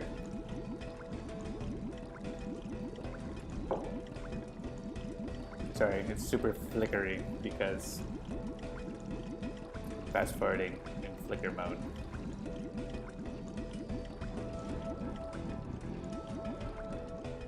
The Vitality Conduit stack is super fun. Alright, this is 7 damage to Setback.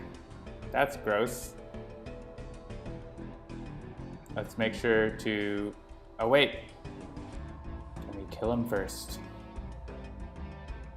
We should have killed that fool. I'm not rewinding. Alright, first hit this Dynamic Siphon. Yes. Don't remove token Setback. Don't die.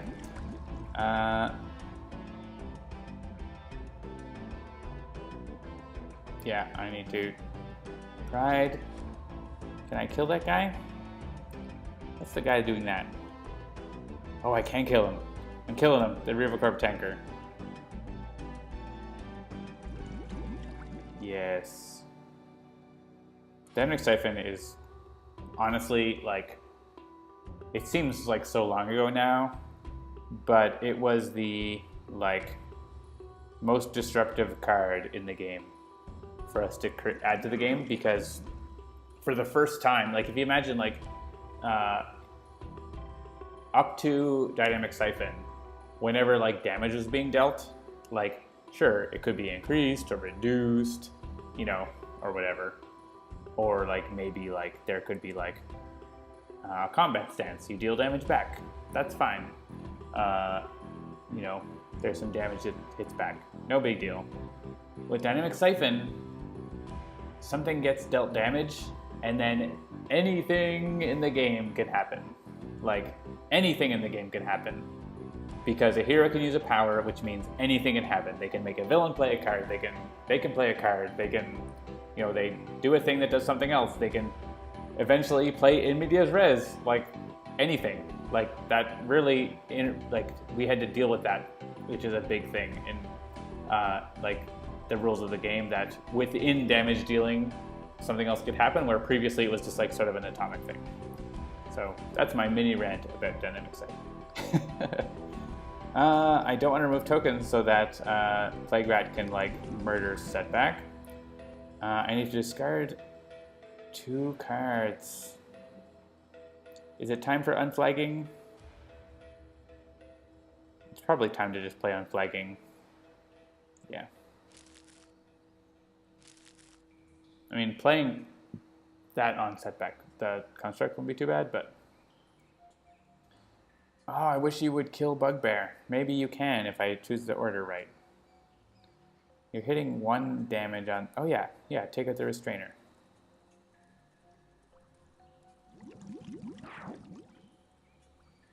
And now, you kill Bugbear. And you kill a bunch of those guys. Oh, actually, take out the other Restrainer. Look at that. All these Restrainers. Yeah, do exactly what the card says. Do exactly nothing the card doesn't say. Easier said than done. What does Bugbear do when he flips? He doesn't do any passive effect, right? Yeah, he heals. So, Bugbear, good night. Thanks, Plague Rat. Yeah, now it's... Oh yeah, without the Restrainers, Plague Rat is like ripping through everything. Plague Rat, how about you kill all of the enemies? First kill all the enemies, and then, ideally, don't be the highest HP target, but that's not going to happen. Actually, if he can kill Revenant now... Oh, he will be able to kill Revenant. Okay, this is so good. Hit the hero targets for killing both Restrainers. Restrainers prevent or reduce damage to villain targets, not to hero targets. So it doesn't affect... Yeah, Plague Rat is the MVP now. Yeah, it's still going to be a lot of damage to Setback, but it's not going to be... The Restrainers, if we look at them in his trash here, reduce damage dealt by Plague Rat to villain targets. Oh, +2 to no handlers. Oh, that's true. Yeah, you're right. All right, that's worth a rewind. Sorry, Infernix SSD, you're right. I didn't realize they were the only handlers. So let's take out one of them, just because. Yeah, you're right. We should hit the heroes. I didn't realize there were no handlers left. So let's hit the hero targets, because that might come into play here. Yeah, that's 9 instead of like 11 or whatever, right? So he is going to hit Setback. Like, there's nothing we can do about that for 9. Oh wait, but Revenant. Revenant's +2. The other thing is +2, so it's the same. Setback is in great pain. Setback's fine. Actually, yeah, so, yeah, the thing is, it's actually, yeah, Neprocross is right. It's either +2 from Revenant or +2 from no handlers. So it's the same in the end, as long as you don't mix it up so that you get both. And I was mixing it up and getting both. That was the issue. All right, now we'll hit the heroes. Sure. It's the same. So I got the heroes, right? Oh wait, there's the... Yeah, it's the same. It's the same. All right, kill... All these constructs are just dead, right? Like, it's either +3 from Revenant. Oh wait, I have that Vitality Conduit. It's either +2 from Revenant or +2 from the other thing. So I can do a funny trick here. So, all right. Let's hit the Vitality Conduit. Don't remove tokens. Removing tokens is death sentence for Setback. Dynamic Siphon can now use a power, or now work. All right, I'm just gonna go ahead and kill the guy.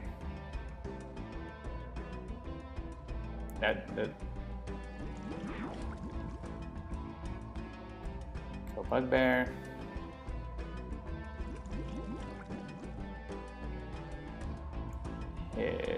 Oh, Friction is gonna speedy sidestep. Well, whatever. I'd want to get rid of that. It's fine. Mega Gunner. Yeah, kill Revenant last. I'm doing that. Well, kill Revenant last, but not like last villain target, not last period.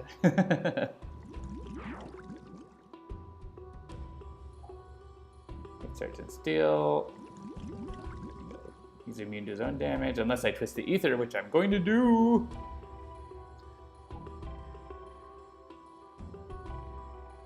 I just don't know when yet, but soon, maybe this turn, we'll evaluate at the time.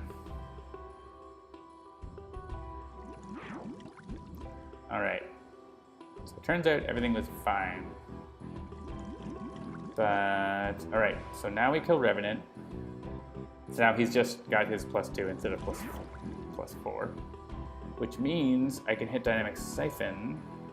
I wish I had like destroyed these constructs before, but they were doing great work for us. So the Siphon, don't remove tokens.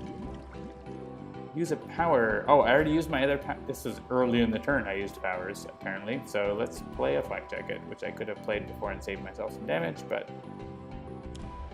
it's fine. Oh, and that stupid thing, whatever, it's only 1 damage. Alright, and then they're all just gonna blow up. So, bye!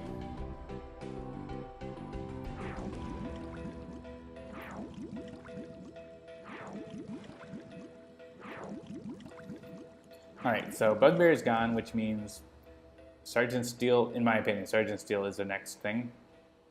But he's almost dead, and then like Setback can hit him with like one hit at this point, and then it's going to be Plague Rat.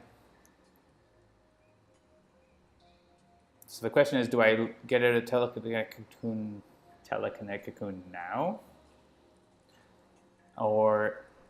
and go for like really twist the ether on Plague Rat is super important because you can make him hit himself at that point and like reduces damage to heroes by a lot, and increases damage to villains. I feel like, yeah, it's time.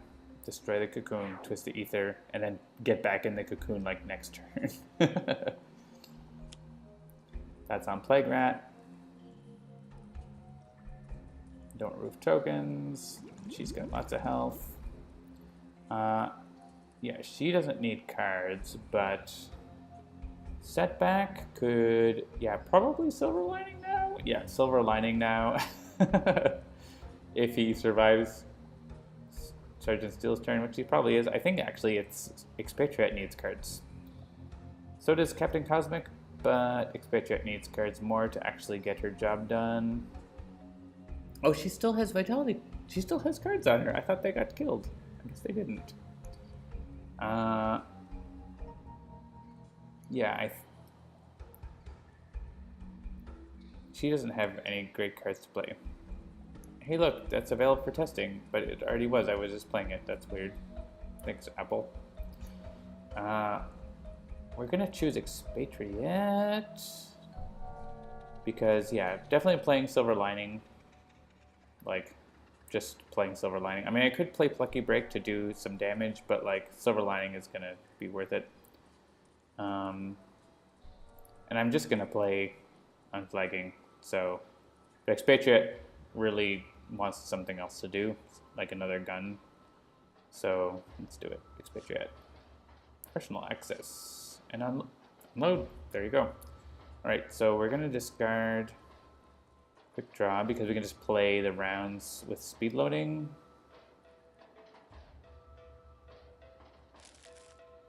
Sorry, I'm missing the chat. Kill Plague Rat last. I mean, maybe.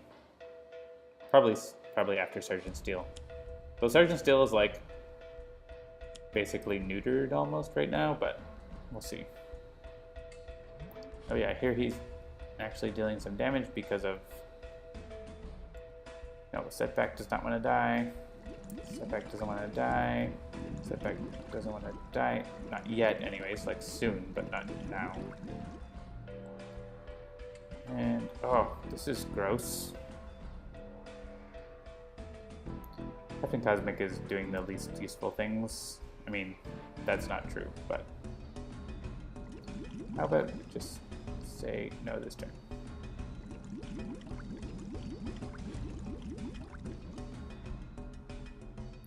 Ouch. Field Inventor. You're from the grave. Alright, add tokens. This is... We're in, like, danger mode. Look, after taking that cocoon out, Visionary is now at 6. So, honestly, I don't know if that was the right call, based on what just happened. But we're gonna go with it, because Setback has Silver Lining. And I'm gonna play Looking Up, or hit Looking Up, and, like, knock Sergeant Steel out of the park, basically. He has 2 health after this. And Setback's gonna, like, get hit for a bunch and then go to no tokens and full health, so.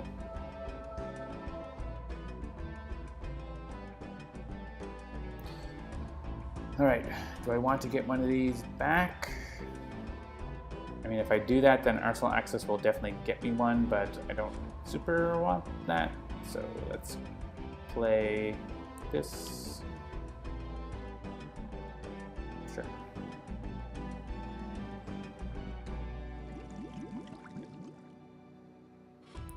That is being really annoying.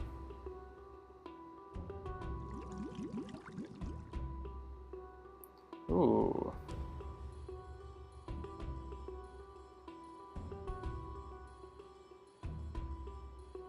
Yeah, we could actually hit Plague Rat with this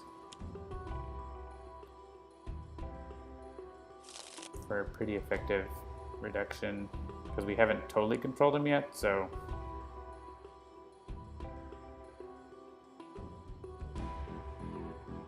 Super care the damage type. Oh wait, oh, he's immune to toxic. I super care I actually do care about the damage type. Whoop. He's a power. That's right, because of that everything is going to toxic, but I can choose cold because I have use the order effects. And that's actually not going to hit Plague Rat. That's really annoying.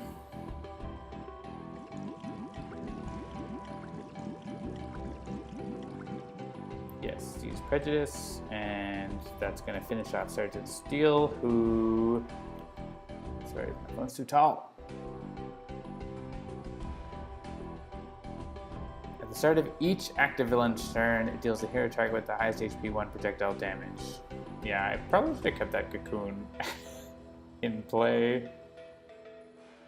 Plague Rat's going to kill Sergeant Steel, so I don't have to. I'm going to go after Friction.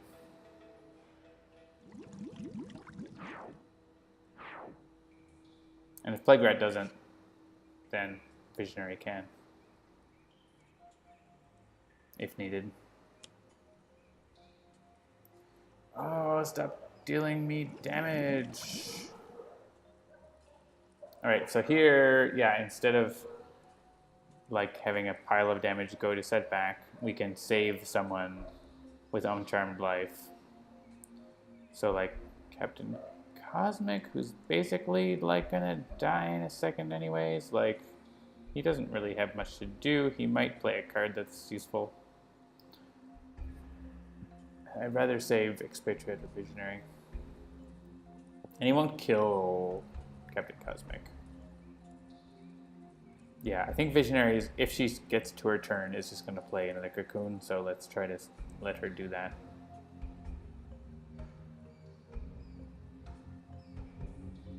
Hey, Setback now has 23 health. Weird. Burn down Friction. Well, we'll see.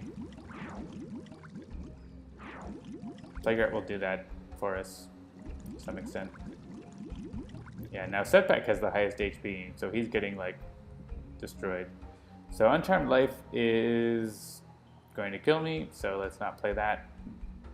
I feel like playing a random card is probably worthwhile. Dynamic Siphon. Let's play that on Expatriette again. Or Setback. I mean, Setback still got looking up, but Expatriette's card is better right now, so she might die, but it's worth trying. I think removing the telekinetic cocoon was a mistake. But here we are.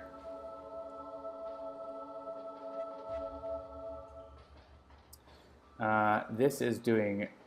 Oh, yeah, I forgot about this. 1, 1, and 1. Alright, so did I get an RPG launcher? No. I did get Unload. Alright, well, Sergeant Steel is going to die from this, so we may as well do that. I definitely forgot about the VAT. Yeah, the VAT is also, like, saving... Is that... Oh, the Uncharmed Life isn't working because he doesn't have any tokens anymore. Yeah, this is like Captain Cosmic is dead, so... Kill the rat.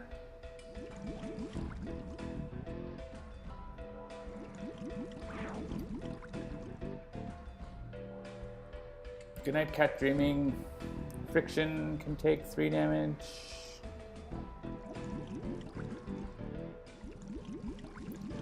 The Hippo. Yeah. Hit those villains. Then, yeah, Expatriette is in dire shape here, but so I could play Incendiary Rounds or Unload, basically. Unload doesn't actually get me anything because I'm already going to get to use all my powers, so we'll play Incendiary Rounds. Let's play a card.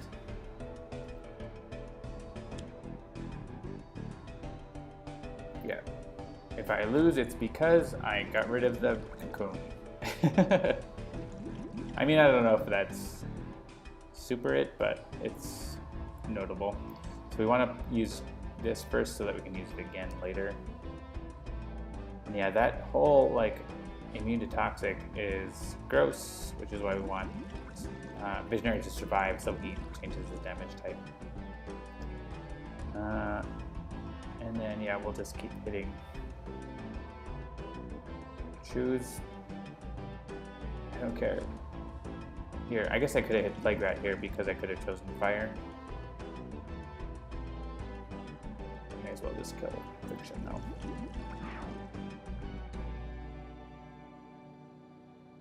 Villains can take damage. Villains will take damage. Okay. So yeah, Expatriette and Captain Cosmic are gone. Visionary is hurt. This is just happening. Alright, back to the mediocre beer, which is now warm and more mediocre.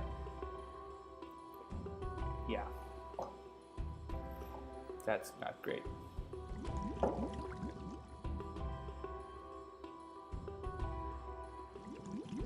I mean, it's sitting in the air conditioning, so it's not that warm. Right, Expatriette goes down, not without dynamic siphoning a bunch, thanks to Captain Cosmic, who also... Alright. Setback. I don't care about this damage type, but I do care about other damage types later. So I want to reduce it, but I want to increase damage. Delta himself. Each target. Alright, so damage to himself is going to be radiant and increased. Damage dealt to himself is also radiant and increased. Normally he's immune to this card, right? Like this Chemical Frenzy, toxic damage, and like double with the environment. But here we can mostly mitigate it. Twist the Ether. I mean, his end of turn damage will matter as well. So, Hippo. yeah, let's go Radiant. Kills the hippo. Then with Setback, we want to reduce it, which is not going to take it away, but it helps a lot. And we're reducing it to Visionary to only 1. Whew, it's close. All right, he's going to hit himself and increase it. He's going to hit Friction and increase it. And Setback, reduce it.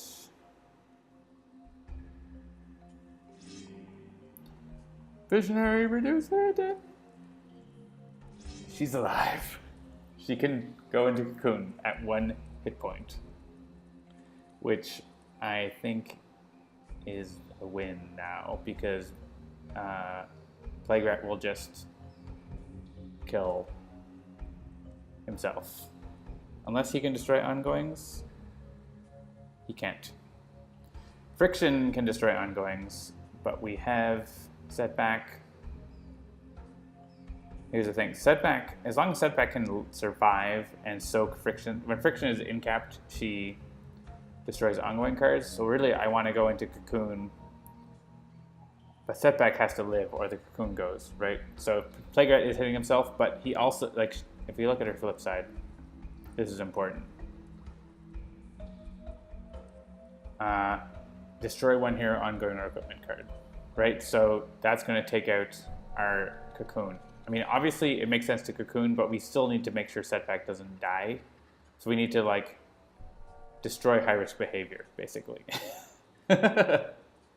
Steel does damage. Steel doesn't deal damage, but he makes them deal damage. So, yeah. So we need to play Cocoon, but Setback needs to survive to play enough ongoings so that... Or we, like, Friction doesn't need to be destroyed. Like, that's... But, yeah, I mean, Plague Rat's going to kill her. But really what we're doing here is playing Cocoon.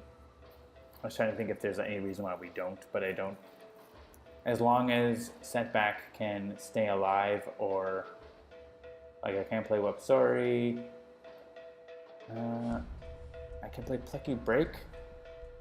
Yeah, Plucky Break would give me some hit points. Basically, like, Setback needs to try to stay alive. Yeah, and Friction can play cards that blow up stuff. That's true. So we probably want to kill Friction. Yeah, you do that. We're going to go Cocoon. This is how we have to do it. If I get another, like if I can get Setback back to life, that would be ideal, but he's only at 8 now.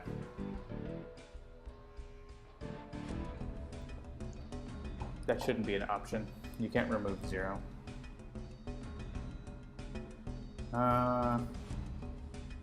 Yeah, Plucky Break gives me 3 hit points.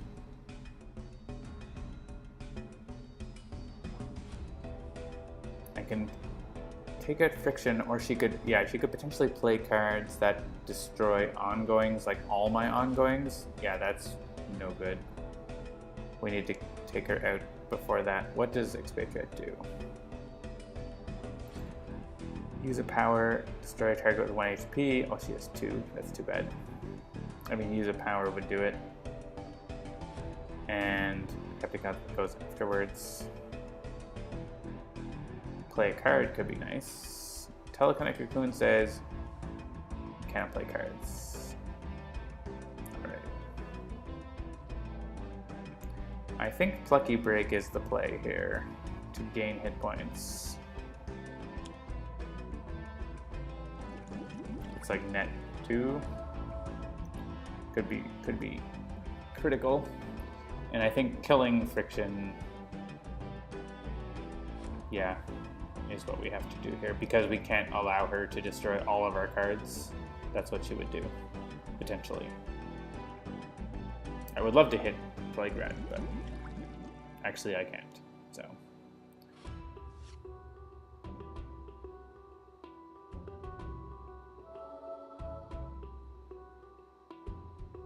And now it's just Plague Rat. So now Setback's role is just to survive and play enough ongoing cards.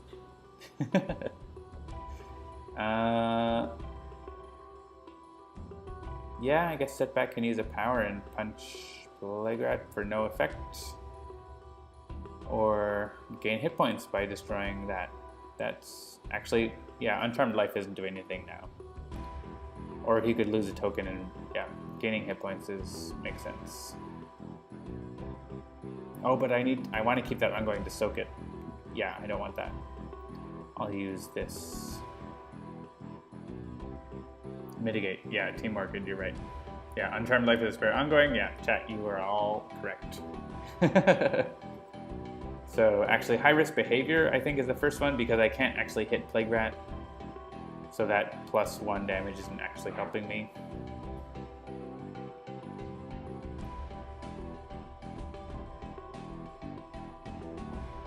I mean, I don't actually have enough tokens for it to take effect, but it's okay. Yeah, we don't need to get rid of the Toxic Vac because we have Twist the Ether. Setback could play a card. I could play Whoop Sorry and lose the game. Let's not do that. I could play Looking Up and have an extra ongoing to get rid of. Yeah, Setback can't hit Plague Rat, which is annoying. But I can play more ongoings to try to not lose. And there's that mitigate. Saved a hit point. Mutagen. Rat's time. That's gonna hurt Setback a little bit.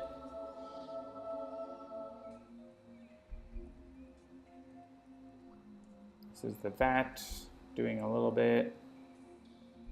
Yeah, that. Oh, if we get rid of that Trisolvent, this will go a little faster. And maybe better overall. If I get another Silver Lining, that's helpful too. Oh, yeah, that's not good for Setback. Who said at the start there was no chance we would win this? Identify yourself. It is super close. Yeah, this is Sergeant Steel damage, reducing, but still gonna get through because of Nemesis and ouch. You said it'd be painful. Fair. This card is painful. Reduce damage to Plague Rat by 2. Increase to hero targets? No! We need Setback to live. Alright. You're hitting yourself for radiant damage, sir. And you're hitting your buddies for radiant damage also, for more. But you're not hitting them for enough.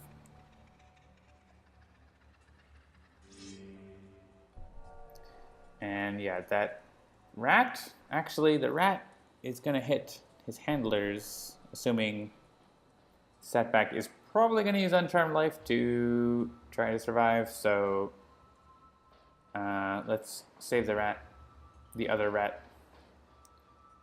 Actually, if Setback dies here, then I might change that, but actually it doesn't matter. Setback's alive! Doesn't matter. And yeah, increase in whatever means necessary to those guys. Yeah, so the rat's going after those now. I don't want to destroy the cocoon. Definitely not. But I need Setback to live, right? Like this is the thing.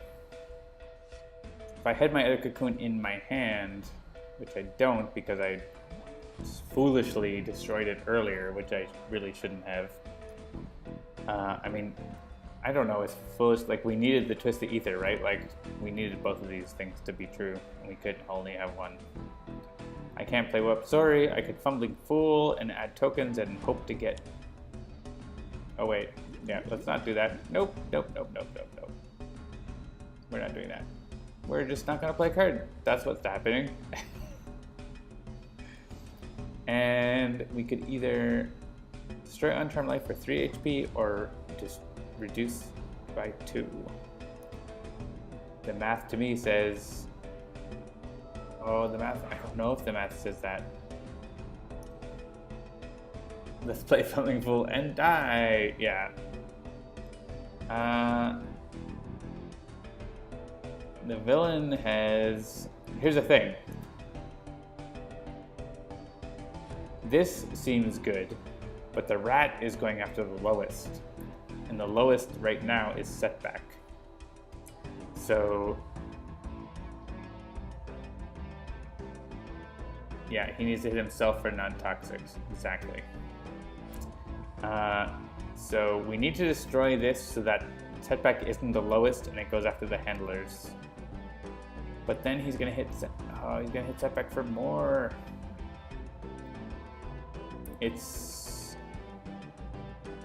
I'm just gonna need Setback to draw a card that he needs to play. That's really what needs to happen. So let's do that.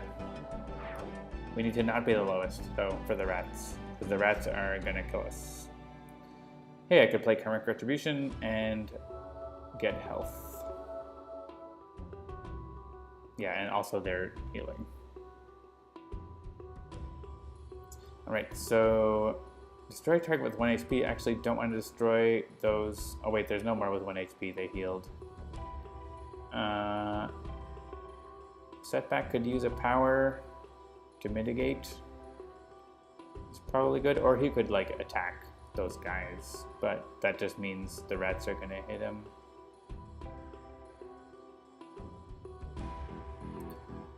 Alright, I thought this was gonna be over sooner, but it isn't, so I need to go to the bathroom. Be right back.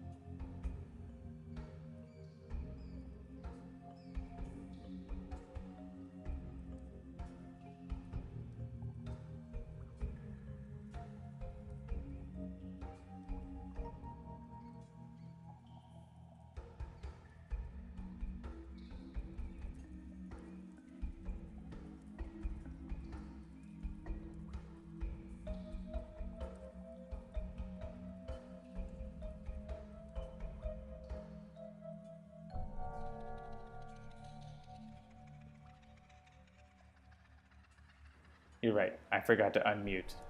I didn't want you to hear me like peeing in the distance.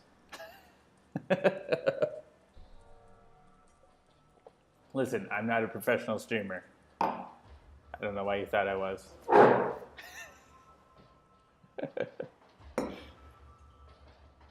All right. I need to choose abilities. I need to not try to click on my screen. I was thinking about what I need to do here. So the thing is, if Setback dies, we lose, because that means Friction destroys Telekinetic Cocoon, and then Plague Rat, unless like the right thing happens, Plague Rat will kill Visionary if the environment doesn't. So we need to make sure Setback lives. So Setback could use a power to mitigate. That's probably a good idea. Setback could play a card or use a power to mitigate again. Or reduce all damage. I really don't like doing that because it's slowing us down, but it's also potentially making us live. I do have a Karmic Retribution, which I could regain 2 HP. Basically, the more HP that Setback has, the more likely that he won't die. And so let's do that. So let's use mitigate. Move a token. That's basically going to be Setback. Destroy, and we're slowly running out of ongoing cards here that we need. We did destroy one to gain 3 hit points, but I feel like it was needed. Setback doesn't have any more ongoings to play right now. Let's play the one that gets us 2 hit points. I mean, do I lose my tokens with Karmic Retribution? 2 HP versus reducing damage by 2. Let's take the 2 HP.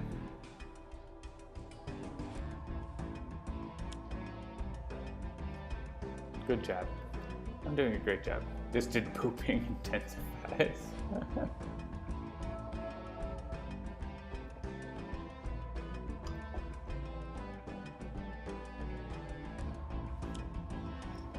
And there's the chemical explosion.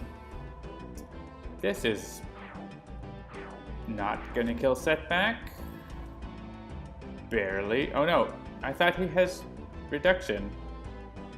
Didn't he have 2 reduction? Did he lose it? What? You played a card. Well, oh, you're right. The playing it also damaged me. Okay, I'm going back. Mitigate got used up because of that stupid vat. And if I realized that, I wouldn't have played it. I'm fine. I'm doing this instead. We're not getting a mint on this one shot. Which also very helpful for the explosion, but even if we hadn't got the explosion, that was the right call, so. Alright, we can't let Setback die. That's just basic math here. Fortunately, it's also toxic damage. I think Setback's gonna get killed by Plague Rat, so it probably doesn't matter, but. Oh, definitely Visionary has the highest HP. Whatever you're asking, it's Visionary. Also, I am a professional game developer. Don't let anyone tell you differently. You are going to deal increased radiant damage to yourself, and there's no VATs. There's no VATs, so that's nice. And Visionary takes no damage. And Setback takes Nemesis damage, so it still kills him. Yeah. So here we go. You hit your other guy for more, because I don't like him. Here's Plague Rat at 19, and Visionary at 2. Now we have some decisions to make. This is going to make... That's not going to do anything. That's at the start of his turn. This is going to give him a hit point. This is going to destroy ongoing card. So if we can have Visionary play her cocoon afterwards, I mean, we have to drop the cocoon. We're going to lose the cocoon, right? Like, having the cocoon now doesn't matter. So actually, playing another Twist the Ether on him might help a lot. I mean, I could also do decoy projection.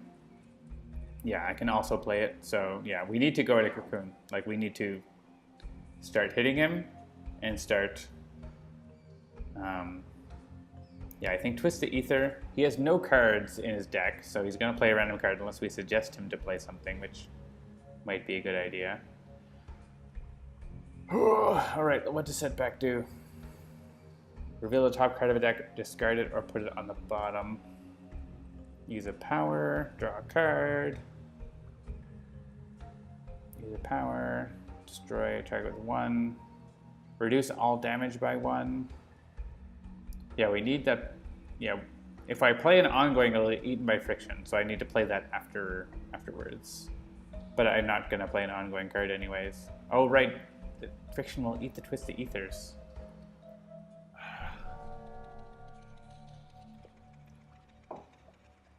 Yeah.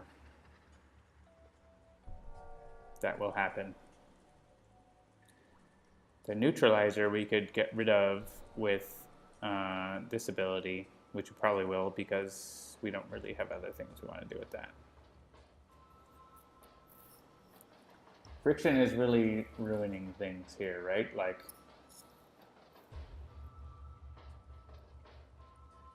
I really wish I had her, I mean, ongoing that deals damage every turn. That would slowly help us chip away. I only have 2 health. So I feel like the decoy projection is necessary at some point. And I don't think it matters if I play it now or if I play it later. So, do I have another? I don't have another. Both of my cocoons are in my trash. Okay, Setback can't give a play. Setback can draw a card, use a power, or reveal, and discard or put it in the bottom. So, I feel like it's decoy projection here, and then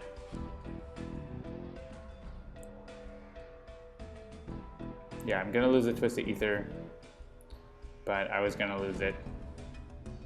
I can't depend on Mental Divergence. Oh, that's true. Mental Divergence can get a cocoon back. Put it on top of the hero deck and then play it. And then play it on Captain Cosmic's turn. But I still lose the... Like, I can only play it from that effect. And I lose it on Friction. I lose the Twisted Ether, so Playground doesn't do anything. It's like I can't get ahead, right? Like, I can't get ahead. Actually, I do have another ongoing. I could lose Mental Divergence, so I can slightly get ahead. Yeah, that works. I approve. I can put it on the deck.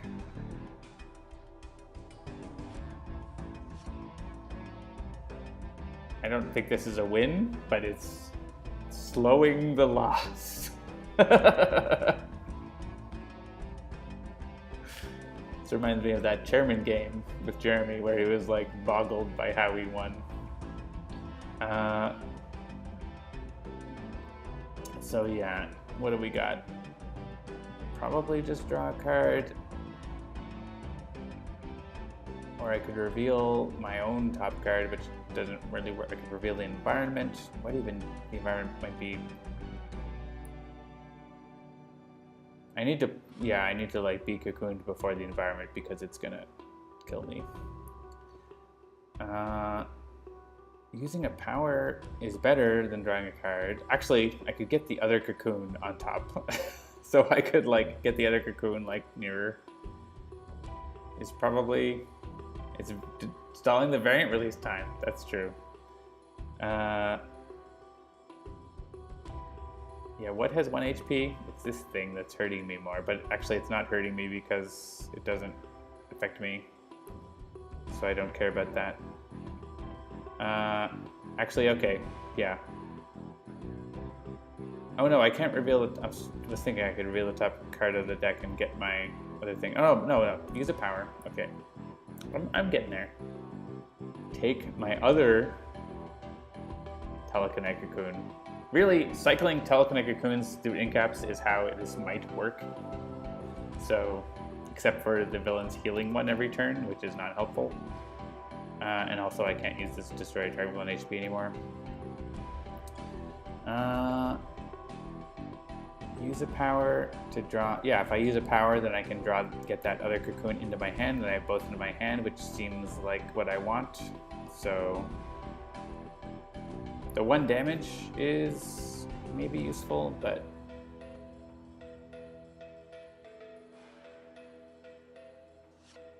I get that cocoon in my hand now. I mean, if I can outpace friction, that seems useful. I don't think I need brain burn to kill myself with. And now destroy, that's got to be mental divergence. Well, does it? Twist the Ether is the only way I'm like getting Plague Rat to hit himself. Twist the mental divergence is how I'm keeping these cocoons around.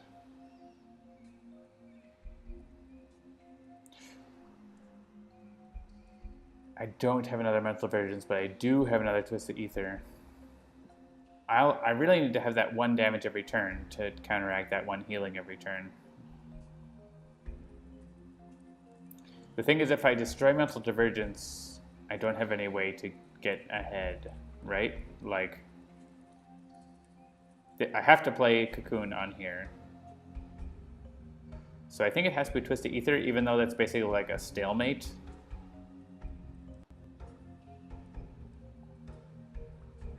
Because I can always play Twisted Ether on my turn.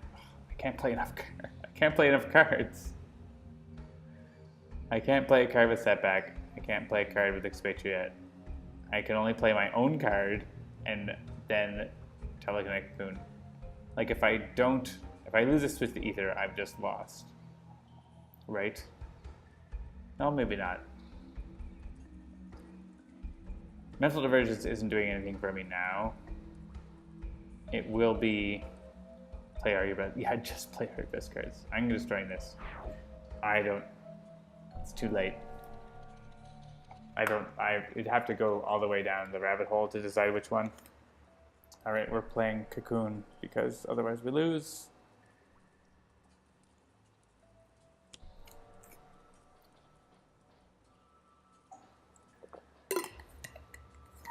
I feel like Twisted Ether is progress, and the others not progress. Yeah, destroy that guy.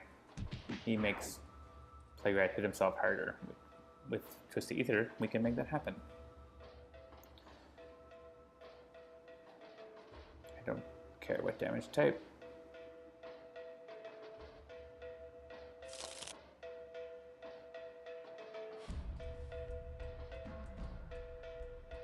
We want the rat.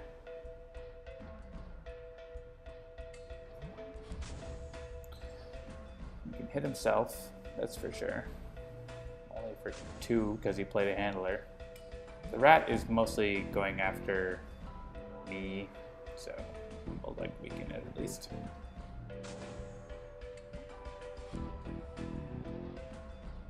If it's not progress, it's Congress. Yeah, kill your handler. I don't like him. He makes you not hit yourself as hard. Do you want to destroy Telekinetic Cocoon? I think yes, because I can just play one on Captain Cosmic's turn. So then I can play another Twist the Ether. Well, basically, I can play an ongoing that will then get destroyed by friction.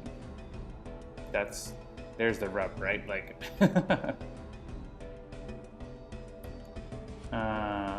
I could try to get by with 1 turn of decoy projection, but I don't think I need to worry about that just yet. I really want to get that other damaging ongoing out, but if I don't destroy it now, friction destroyed it for me. So I need to play something else to replace it, or like Twisted Ether goes away. So if I don't destroy it, I might draw Demoralization, which I want, but I don't like want it that much.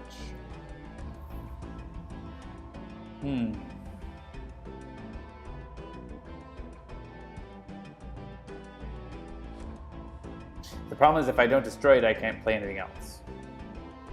But the problem, I can only play one card on my own turn. So I can't actually move forward.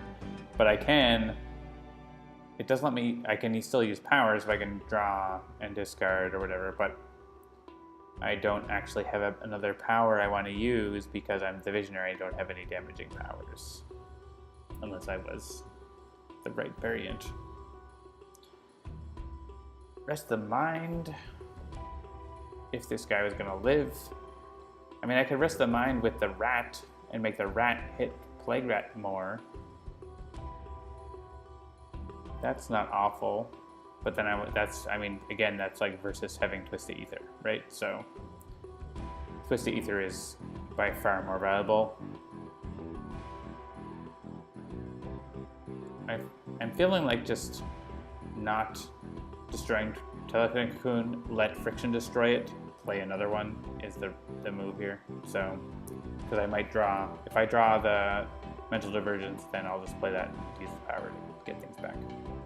And we'll maybe slowly move forward on Plague Rat. But I get to draw 2 cards. There's Divergence. Okay.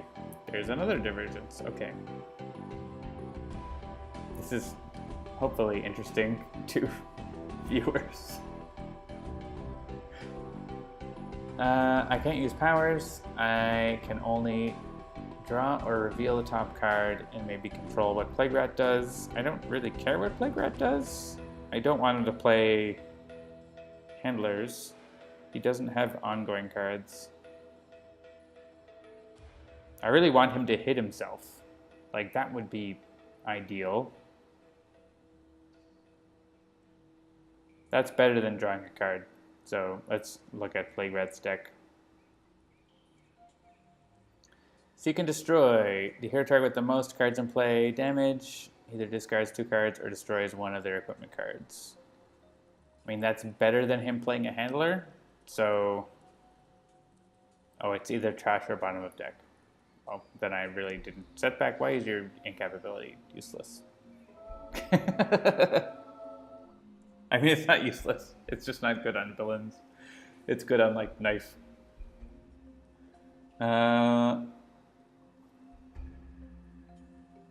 Yeah, the rat is just going to kill that handler for us, so that's handy.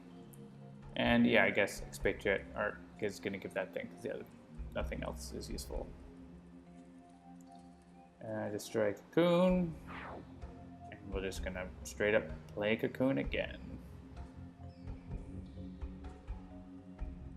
Actually, yeah, no, we don't know what he's going to play, right? So I could use a power, but I need to play Cocoon, and then I need to, like, play Divergence next turn and get them back. Oh, wait. Sorry, clicked wrong. Play Cocoon, not Twisted Ether. I mean, Twisted Ether, yes, at the right moment, once the math works out, but not yet. Good. Kill the bad guys, and eventually, hopefully, like, we can't gain HP, or we don't have any way to gain HP except for the environment, which isn't going to happen for a while. Yeah, fine. I may as well just choose Lightning always. I shouldn't have used Setback's power. I didn't realize it's not like it's something I can control. Yeah, increase your damage by -1. That's just like, come on. Do I want? I mean, I'm not going to have Cocoon. All right, so on my turn, yes, destroy Cocoon, Mental Divergence, use Mental Divergence, get Cocoon, play it on. Here's where I lose Twisted Ether, right? I'm losing Twisted Ether because I can't play enough cards. I'm -1 in tempo because of friction here, and there's not really anything I can do about it. I'm gonna be. Oh, wait, yeah, I'm just trying to think. If I use Mental Divergence, the thing is I can't play Twisted Ether. I can't play another ongoing until. No, friction can destroy Mental Divergence. Okay, it's all right. All right, it's all right. The question is, do I want to destroy the lab rats? And I don't think I do, because they're actually helping me get rid of those annoying guys. They're like killing the handlers for me, so...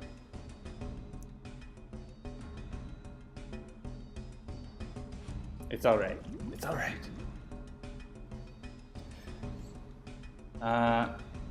So yes, here I have to destroy the cocoon, because if I don't, friction will just destroy it. But I can play mental divergence. Use the power. Good thing I didn't play the movement. Playing an ongoing card from the trash. Cocoon. And oh, I get to deal damage, but I can't because the flippin' tanker.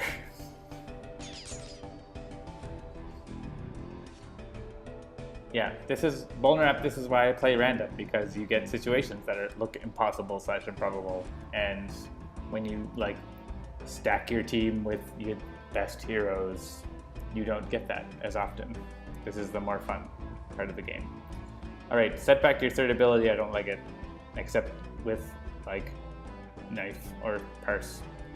Draw a card or use a power. I'm gonna use a power to get that other cocoon closer to where I need it,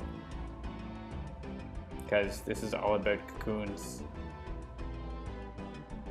until I run out of the card I need. Yeah, the long term I don't think this is a successful strategy, but it's definitely dragging it out way longer than I mean, I could again use the power to... My base power is going to get me that into my hand. If I use the mental divergence power, I could slowly get mental divergences back as well. Which I think I do need to do, but I don't need to do it yet. So that's fun. The one projectile damage is not working, but that's only temporary. And then getting the cocoon back into my hand is priority one. And then maybe getting other things, but that I can't use yet. Yeah. When am I going to play 3 copies of Suggestion? Not this game. Destroy card, yep, it has to be Mental Divergence here, because Twisted Ether is the only progress we're making. And hopefully, like, Twisted Ether is really what we need, right? Like, that is what is... Plague Rat is at 17. He was not at 17 earlier, he was higher than that. We need to play Cocoon. We don't need to play Cocoon, we could maybe survive with... something with the redirect thing, the distortion, but... You suggested to put a card back on top that would make the rat damage himself. Yeah, except he doesn't have those cards in his trash right now. He reshuffled. Yeah, kill the tanker. Kill the tanker. Eventually, it'll be them hitting, except for the toxic thing, they would be hitting Plague Rat. But now it's toxic, so that's what happens. Alright. Plague Rat, play a card to damage yourself. Nope, he plays a handler, which is annoying because I want him to hit himself harder. I think it matters what damage type, so I'm going to say it's going to be Radiant. And increase damage to your handler. And hit yourself. And increase it. But reduce it to the rats, but I don't know if that's enough. I want the rats. Yeah, actually, no, it's working. The rats have their mutagen, so they're... Like, the rats are going to help, right? Oh, it's not even late. It's only 8:45. Oh, yeah. Kill your handler. Kill him good. He's down to 14 now. We're making progress. 3 hit points at a time. Once again, I need to destroy this so that I can play more cards so that... Actually, I don't need to destroy this because... Yeah, this is another turn where I could say no and then Because I have mental divergence here. Actually, I could say no. Friction destroys the cocoon. I play another cocoon. So, yeah. That saves me some time, right? So, yeah, 9:45 Eastern, 8:45 here in Mexico. Central Daylight at the moment. There's that demoralization that I'll actually never get to play.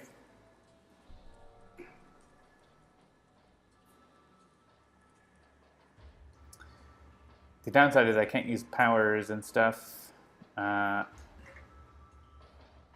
What does the environment have? 4 cards left. I could avoid... Actually, yeah, the problem is this vat.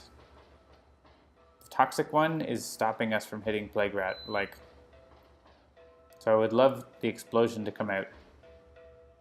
But the problem is Setback's ability doesn't like let you actually get a card. It like just does something else, and I don't know what it does. It doesn't help. Setback, you're not helping.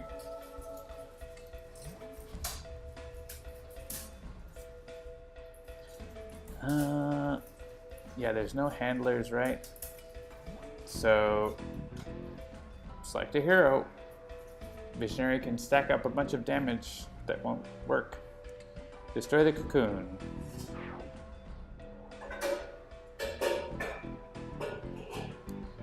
And play a cocoon. Good thing I remembered to have one in my hand, or this would be awkward.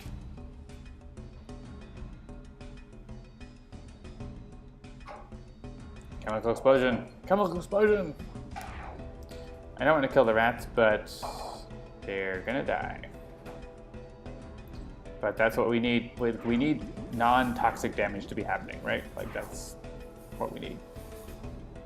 So, it might take some time.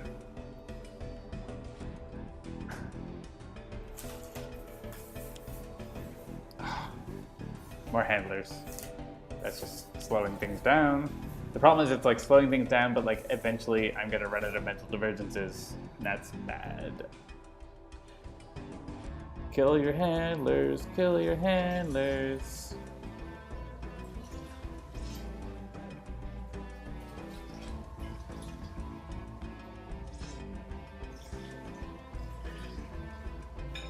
And he doesn't even hit himself because of his stupid handlers. It's a useless turn.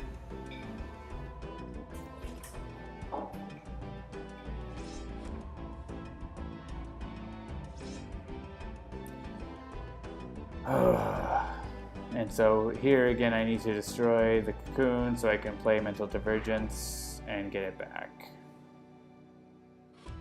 But here's where I'm starting to run out of mental divergences, which means I need to use the power again to get mental divergence also back. Select a target to deal 1 damage. I can't hit him, so I may as well hit him. Kill the wabbit.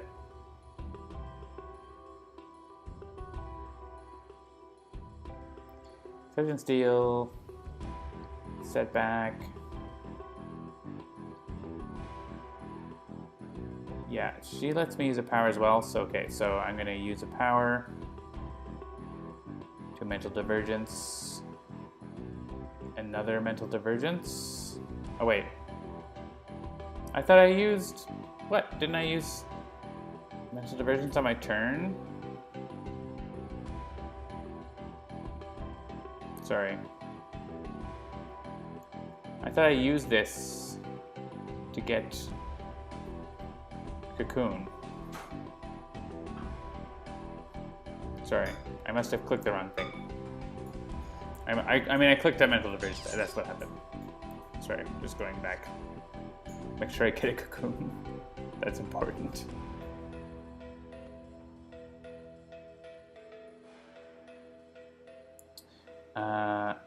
Yeah, so here we're going to get another divergence back.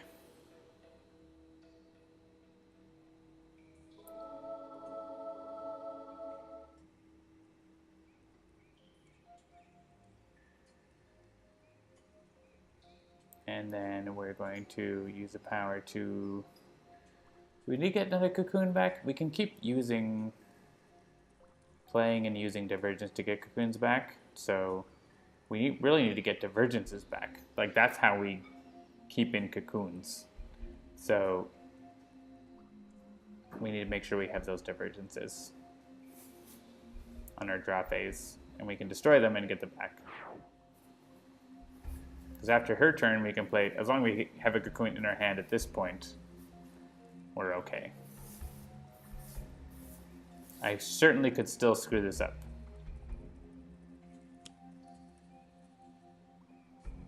Just don't have any tempo here. I need like one more play, right? Like one more play, this will be over, like it would be already over. Hey, rats. Rats are what we want. They're our friends. 3 rats. These are gonna start killing Plague Rat now.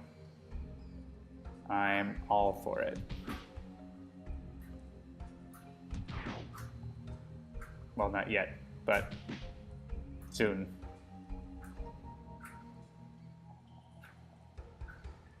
All right, this is gonna be Radiant. Honestly, Radiant all game. Is there any reason not to? Sound off in the chat if there's a reason not to make that Radiant all game.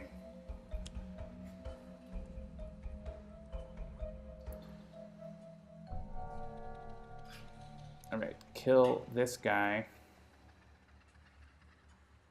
Also increase by 1, maybe not if like, because I don't want to hit the rats for more, I want the rats to stay alive.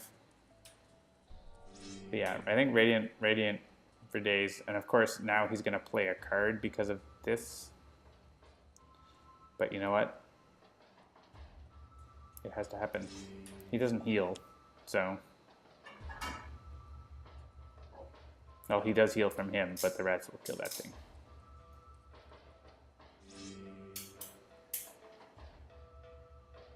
And now we can say reduce. Yeah, the increase and reduce we need to not decide forever, but the damage type I think is just like, oh, all Radiant, all the time, I think is all game is okay. But I mean, like, basically it's like, does it matter that like, I never want it to be toxic, right? Like, it can be whatever. Yes, I have to destroy a cocoon because friction's going to destroy it. Actually, yeah, because I don't have it in my hand, right? Because I did put it in my hand this time, yeah. But I need to play Mental Divergence, and I don't have Mental Divergence in my hand. Did I screw up? Did I lose? No, I won't lose because I'm going to draw... I'm going to draw a cocoon. So maybe I don't need to play, I need to destroy it. But could I play something else? Yeah, but if I don't play something else, I'll lose my Twisted Ether, and we can't have that. Yeah, so Foresight or something like that. We have to play another ongoing... Well, no, she's just going to destroy... It really doesn't matter. She's just going to destroy either the Twisted Ether, or sorry, but I'll draw more cards if I do this way. If I don't destroy it, she'll destroy the cocoon. I'm gonna draw the cocoon. I play it on Captain Cosmic's turn, right? So don't destroy it.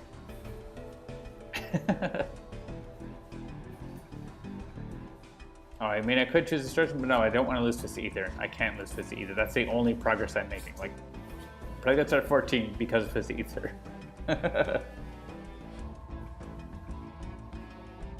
That's how we're making progress. I mean, destroying, actually, I guess destroying means lets me use powers, but my powers aren't that useful because I'm just drawing through what I have. Eventually, when I have my deck in my hand, like, hopefully it won't take that long, but that will make life a little easier. Unless he has a handler at 1 HP, he doesn't, then we'll hopefully stack up a little damage. Try that thingy. Every time you want to play card, but if I play Cocoon, I guess yeah. If I'm playing Divergence, then I'm dead. But if I'm playing Cocoon, then I'm okay. That's true. Trivat is, but the Trivat is actually going to come out either That or the rat is coming out next, so we'll see. I could also reduce, I could use Captain Cosmic's ability to prevent that. So I think I'm okay there. I have a, do I have it in my hand? No. The cocoon is in my trash. I thought I had a cocoon. Did I screw up? I screwed up. I thought I had one in my hand, and then I didn't. But, so I have to play, alright, sorry, I'm ruining everything. I guess I'm playing the projection, because I thought I had one in my hand, but I didn't. We're rolling with it. It's late.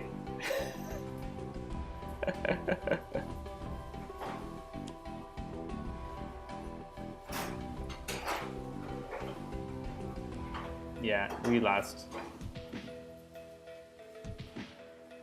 I don't know if we were going to win anyway.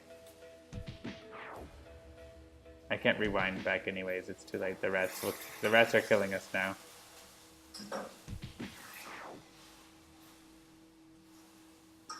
At least they're hitting Plague Rat.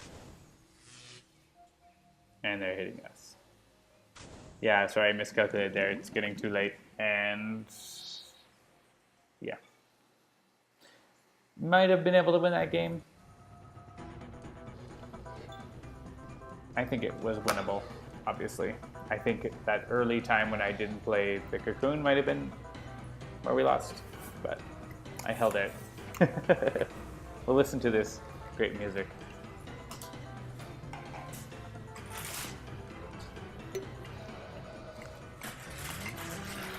And now I'll open Safari. That took like an hour longer than I wanted. So you're welcome. All right. Let's open Safari.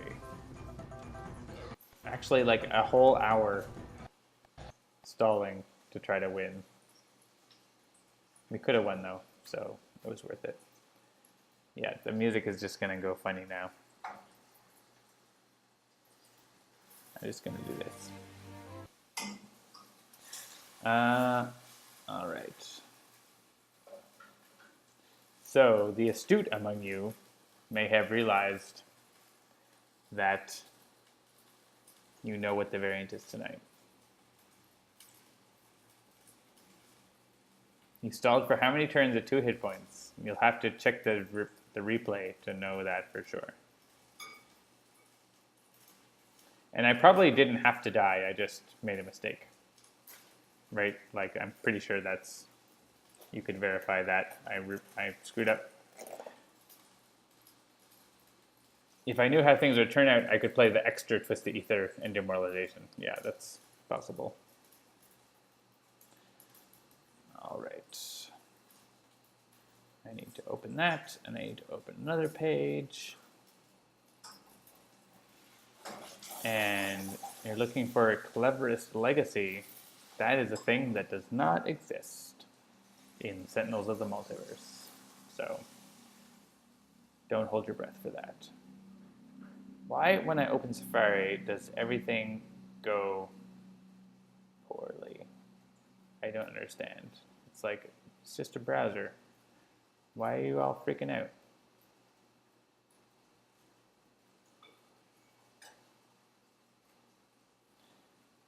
All right. Getting to one spot and getting to another spot.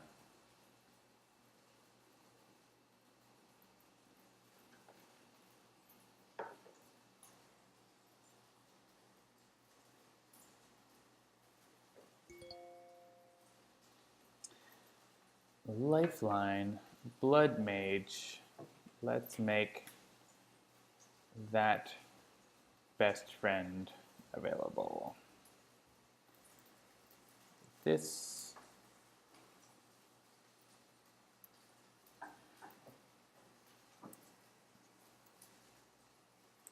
I definitely put that in wrong. Let's try again. That is valid. And this All right. You may restart your Sentinels of the Multiverse. Also, I need to figure out a Mother's Day gift.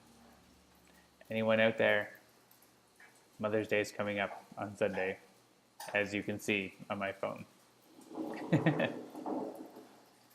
Remind me in an hour.